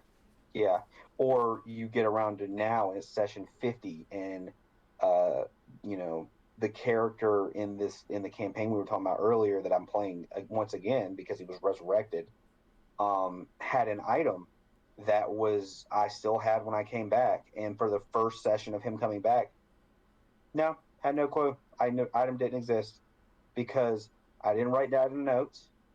And even the DM was looking back through his notes and he goes, man, I remember giving you this, but I don't know what it does. And out of the blue, one of the other characters goes, oh, let me scroll through my notes and find something from, I mean, that had to have been session 20. And we're on session like 50. right? 30 sessions later, which is 30 weeks later, this person's able to pull this random piece of paper out and go, "Oh yeah, you had this item and it does this and this and this and here's the history of it." And I went, "I love you. Like that is amazing." I actually literally sent that person a message that said, "Thank you so much," because I was racking my brains over this because I You have could more not than for life one? of me. Huh? You have more than one? I mean, technically, if you think about it, yes. Okay. Yeah, I mean, technically, yes. Um, but I don't know. I really was. I was struggling so much, and I really think that one of the first supplements you should have as a DM, Notebook. definitely a notebook. It doesn't even I mean, have we're like getting down to basics and simple things. pencil and paper. You will not remember. You will not remember. It's not happening. You're not going to remember every single detail of the campaign. Like, I mean, unless you're really creepy and your brain just works like that, like the person in that chair right there. I It's don't know. I not think you take creepy. notes. I don't. Do you take notes? Yeah, no, she's creepy. Then never mind. I don't. I'm I just don't kidding. have a reason. I literally, there's times I call her, what is it, my daily planner. Hmm. Yeah, I'm like, hey, daily planner, what do I have to do today? Yeah, Because I don't. I don't remember I anything, but don't she's have perfect. eidetic memory. It's not that. It's just that there are. I don't know. Like to me, D&D is. I guess it's like it's weird to say like it's important, but I've logged D&D as important in my All right, head. you should explain how important it is. It's so important that she has a chart above her that tells her when her games are and all that stuff. She remembers everything about these games, but we forget this week that we have something else going on Saturday that's a personal thing that we promised weeks ago that we were going to do. Hmm. She remembered the D&D stuff that we had to do. No, Yeah, no I problem. okay. I remembered. I remembered the personal thing. I remembered it yesterday because even you reminded me, and then I was like, oh yeah, I'll get to that. And then we had the like, I had fallen asleep because I had the one shot yesterday. Yesterday was crazy, and then today, that's when I remembered. Like I Like would we have should remembered probably remember to eventually. post the link for Penny Dragon Games because we haven't in a while. I feel bad. It's Well, in the chat. You can see it. I know, but that's you. If someone comes in recently, they won't see it. I was gonna say, is it Michaela? Yes, Michaela. She probably has scrolled past the stream and been like, these motherfuckers ain't posted anything. Why did we get just so they It's could sit here and talk about it on stream? it's right there Yes, it's right there in the middle, but it's not clickable. because it's a video. This isn't YouTube. I know. You keep saying that, and I keep telling you it's not YouTube. I know. I know. I know. But yo, Twitch, get on that. What's going on? Chop chop. That should be a thing. That should be a thing I should be able to do. No, Um, nitpicky husbands. Yes, yes, always nitpicky. he Hey, you know is. what? I think spouses just in general are always like that. They're nitpicking on each other all the time. Mm-hmm. If you're not nitpicking, you probably aren't married or you won't be for long. Like there's got to be something that you're always constantly, I wouldn't say trying to change If because when you're you marry if somebody, your you marry relation that person. now if your relationship, marriage, whatever it is without strife, just That's not natural. it's. I'm not saying it's a bad relationship, That's but weird. everybody has things that they don't like about their partner. Everybody. I don't care how good of a person you think you are. Oh, I don't judge people because, blah, blah. No, okay, you judge them. Everybody judges. They just judge silently. She judges me silently all the time. I don't judge you That or she's silently. got I RBF judge at you the moment. openly. She normally has RBF. I do have RBF. Yeah. it takes a struggle. It takes a struggle for her to actually smile. No, it doesn't. You literally just rested your face and you were sitting there going, Because that's my resting face. Jesus. I'm glad Abby doesn't nitpick me. She just gives me cuddles and pokes me. I don't. I don't like that. no, it's too nice. You got to make sure that after the stream ends, you go and you beat each other up. No, I'm just kidding. For Don't do legal that. Cut the reasons, abuse. that's a joke. For legal reasons, that's a joke. Yeah. I keep making jokes and stuff, and it's like for legal reasons, that's a joke. You gotta say. It's so sad that we live in the day that you've got to do disclaimers for everything. Mm-hmm. My God. But yeah, no, I'm glad that we are able to work on the same. What's funny is we work on such a similar wavelength that we either finish each other's sentences or we'll talk to people about things or bring up things or say things to other people that they're like, wait, no, I talked to such and such about that. That's really strange that you're bringing that up. And be like, what are you talking about? Like they didn't tell me about it. I just know. But then at the same time, You talking it's like about we're the on whole situation with Kaida? yeah, like with the whole situation with Kaida, where apparently she thought I had access to something, but it's just we work on the same wavelength. But Mm-hmm. what's funny is we're on opposite ends of the spectrum on most things. Like she thinks a certain way about something, and I think a completely different way. So, but I don't think that we were supposed to talk about love and longing in Barovia. Oh, I miss Brick. I know. It's okay. She actually cried. I mean, there were tears. I There were did literal tears. cry. Yeah. I really wish that Stormy watched the stream just so she could see this part and just be like, "Oh, I did that." Look, okay, I was sad. Like when Brick died, I was sad. But as I said, that was a purposeful death. Like I, as a player, had to make a decision to let Brick go, as much as I wanted to keep her because I know that she would have been upset. She would have been trying to do anything to get Benedict back and Cadre and maybe Damien, Hmm. and it would have led her down a path that she probably wouldn't have want to go down and put other people in danger. That it's not right. Yeah. I think did Midnight post something else? I saw the He thing. It says you have said more messages he below. said, "Nah, if there's something she doesn't like, it's that I don't love myself enough. She dislikes when I get self-loathing." Yeah, don't do that. Yeah, that's bad. That's bad. Don't You'll do end up that. you'll end up like me, losing jobs and stuff because you can't come to terms with yourself. Don't do that. Yeah. You No, it's I you don't know. have Abby over there doing this and I will be over here mothering you. Don't do that. Don't do that. Literally, she used to be called Soccer Mom Swanee. Uh, but yeah, I don't know. I think it's literally yeah shit. He's like, oh, I shouldn't mention that. No, no, it literally that's I don't know.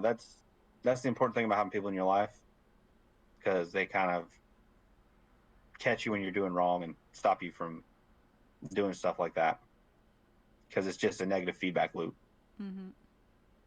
So I think originally we were supposed to be I talking see about, steam coming out of your ears. huh?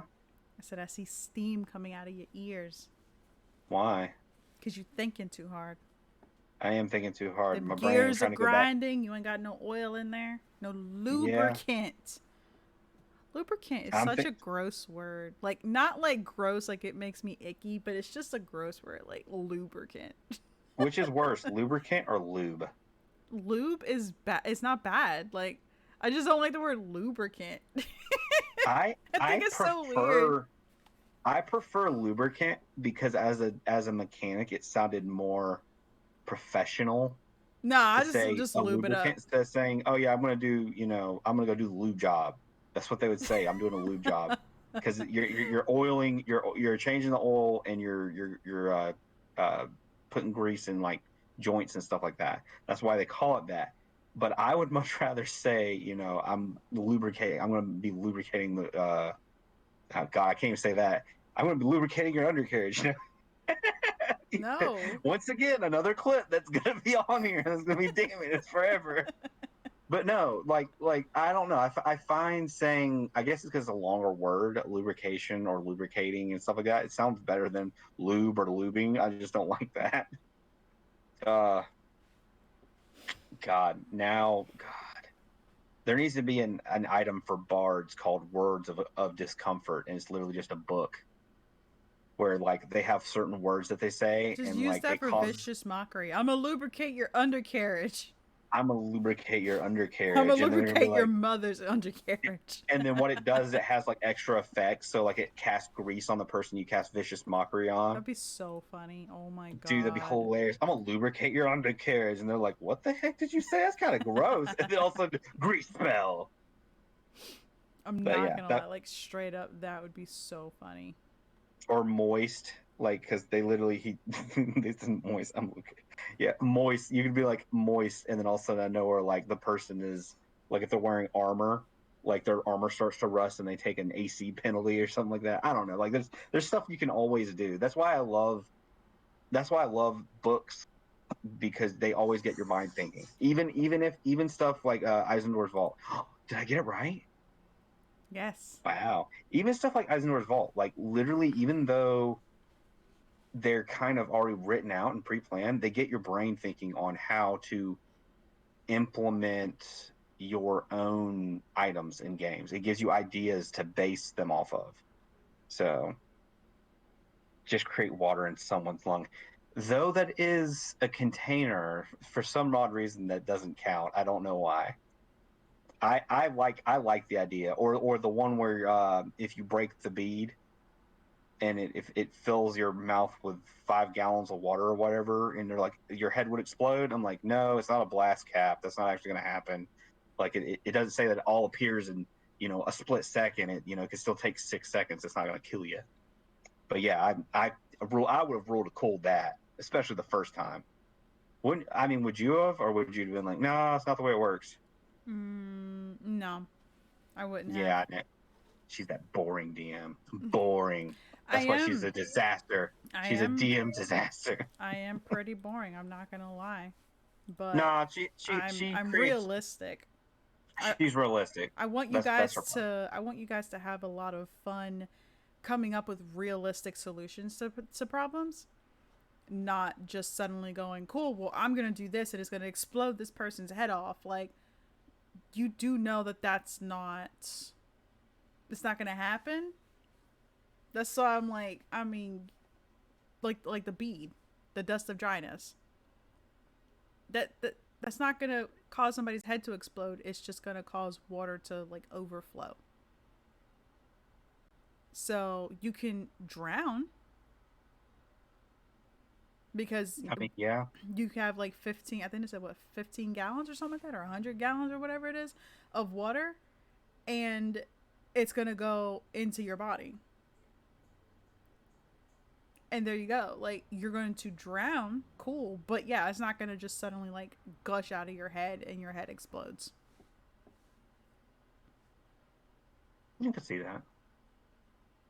So, realistic, terrifying death. I am all for that. Just like I'm all for racism in my campaigns. Oh my God. I love the fact that that's the only clip that exists of the first episode of Fail. Yep. Dude, I still I'm cannot all believe for that. racism. Racism in my campaigns. Was it the whole clip, or did they just say I'm all for racism? It Was says, that yeah, no, because I said it fast. Like, I'm all for racism. I love racism in my campaigns or something like that. But I know it was like I said it so fast that you caught the second part of it. well, you got to deal with xenophobia from the Empire in mind. So I'm guessing any non-human races or human-like races, or is it races just in general just are going to be kind of xenophobic towards each other? I'm gonna be xenophobic towards you. I don't know what you are. Oh, I forgot to say, yeah, the chat. That's what Midnight said in the chat. I was wondering. No, I know, but I can see the chat. And I was just wondering. I was like, I don't know what your character. Non-human races are heavily frowned upon by the Empire, as it is 99.9% human organization. So human or humanoid? So are we talking like? I think the Zorak are they're humanoid. That's the thing that I'm wondering because I know there's races that are like literally like the insectoids, like they're literally like basically insects, and that's what I was wondering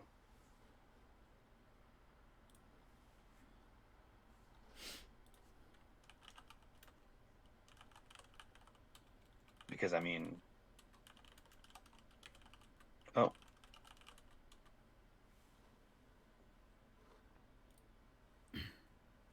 but yeah, However, there has been an oh, is it? instance where an alien climbed the ranks of the Imperial Navy to the point he's one of the greatest leaders and one of its highest officials. Well, that's cool. But then again, I guess maybe he understands the problems within, and hopefully that being the one and only Grand Admiral Thrawn. Awesome. Yeah, I'm excited.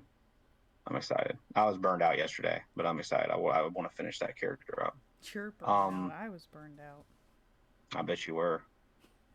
I'm not. I get exhausted. Taking care of the kids. For some odd reason, you can do it all day. I get exhausted so quick when I take care of them. Yeah. That's mom power right there. Let me tell you what. It is. But yeah. I guess one last shameless plug for Penny Dragon Games. I'll let you. Penny Dragon Games. Are you gonna read your script one more time or Yes, just I will. yeah, because we're probably about to hop off here and So, once more, today's episode of Table Talk was sponsored by our good friends at Penny Dragon Games. Penny Dragon Games launched their Kickstarter yesterday for their new source book, Eisendor's Vault of Tragic Treasures, and the accompanying adventure book, Order of Elemental Chaos. In it, there are over 200 amazing items with equally amazing yet tragic backstories. Some of the items are tragic by nature, which your dice roll can incur tragic consequences, while others are crafted under tragic circumstances, or they cause a great tragedy in the past. So if you guys have not already, please do us a favor and go check out their Kickstarter. And if you are able to, I fully recommend that you guys go and support them because you're yeah, going to get a lot of good stuff. we wouldn't say that otherwise. I'm really big on if I We promote what we like, what we would yeah, actually use ourselves. yeah, because So, if otherwise I'm not promoting it. I mm-hmm. just yeah, and I feel bad because I'm pretty sure there's some sponsors out there that are now looking at our like that might look at the stream one day and go, I don't know if we should contact them or not. And I mean, contact us anyway. We might still like it. I mean, you never know. But I just I can't. I could not in good faith tell a viewer, hey, this, go check this item out, and it not be something I'm interested in Mm-hmm. because I'm not a used car salesman. I'm not. I'm not gonna lie to you to sell you something. Go check out I this. Like, go check out this Ab Blaster 5,000 while you eat a corn dog. yeah, no, no, it's just not happening. If I'm willing to endorse something, it's because I actually either believe in the product or it's something that I know that I would use. Mm-hmm. So, And we but fully recommend it right here. fully recommend. Yeah, 100% rad approval. Yes, rat approved. I'm Oh still my god. sad that that was Penny apparently Dragon taken. Games is rad. Yeah, Penny Dragon Games is rad. Oh my god, the ways that we can use that. Did you do that on purpose? I've always wondered that. Yeah. See, she likes puns just as I much was as I do. actually also thinking about like HBO at night. Like the naughty HBO. Oh. I was thinking about Oh. that because when we play at nighttime. And also, we our games are for some of our games are for mature audiences only. Yeah. Yeah, But yeah, thank you all for joining us, Yes, and thank you, thank you. we'll And catch you in the next one. yes, you can. Well, not even that. You can catch us on Saturday morning, like literally in the morning. 10 a.m. We're going to be streaming The Mortal Cure. Then we're going to be streaming another episode of Table Talk on Monday. Not sure what it's going to be about. So if anybody has any suggestions, join our Discord. It's not even pulling up. Okay, join our Should we do? Discord. We could do taboo topics in gaming or something like that. Yeah, I mean we have a list, but it's like, eh. I like to. So Yeah, I would like for y'all to pick some stuff out yes, in the like Discord if you for real. guys have anything that you guys want us to talk about, join the Discord and let us know. We do have a section, topics, tip talk topics. So add whatever you want in there. But yeah, we're going to be streaming on Saturday morning, 10 a.m. We're going to be streaming this table talk again at 7 p.m. And this is all Eastern Standard Time. And then Wednesday for our very important campaign. Not that all the not that the other one's not important, but the one that we, the main cast of Rad is on. Wednesday, Ace Till Dawn, 7 p.m. Eastern Standard Time. Viewer discretion is advised because that campaign is horrible. It's dark. It's It's horrible. twisted. Good times. Yeah. A child died, so there's that. Good child. A child. But yeah, Uh, so again, thank you guys for tuning in. Thank you to Penny Dragon Games for sponsoring this episode, and we will catch you in the next one. Bye. bye.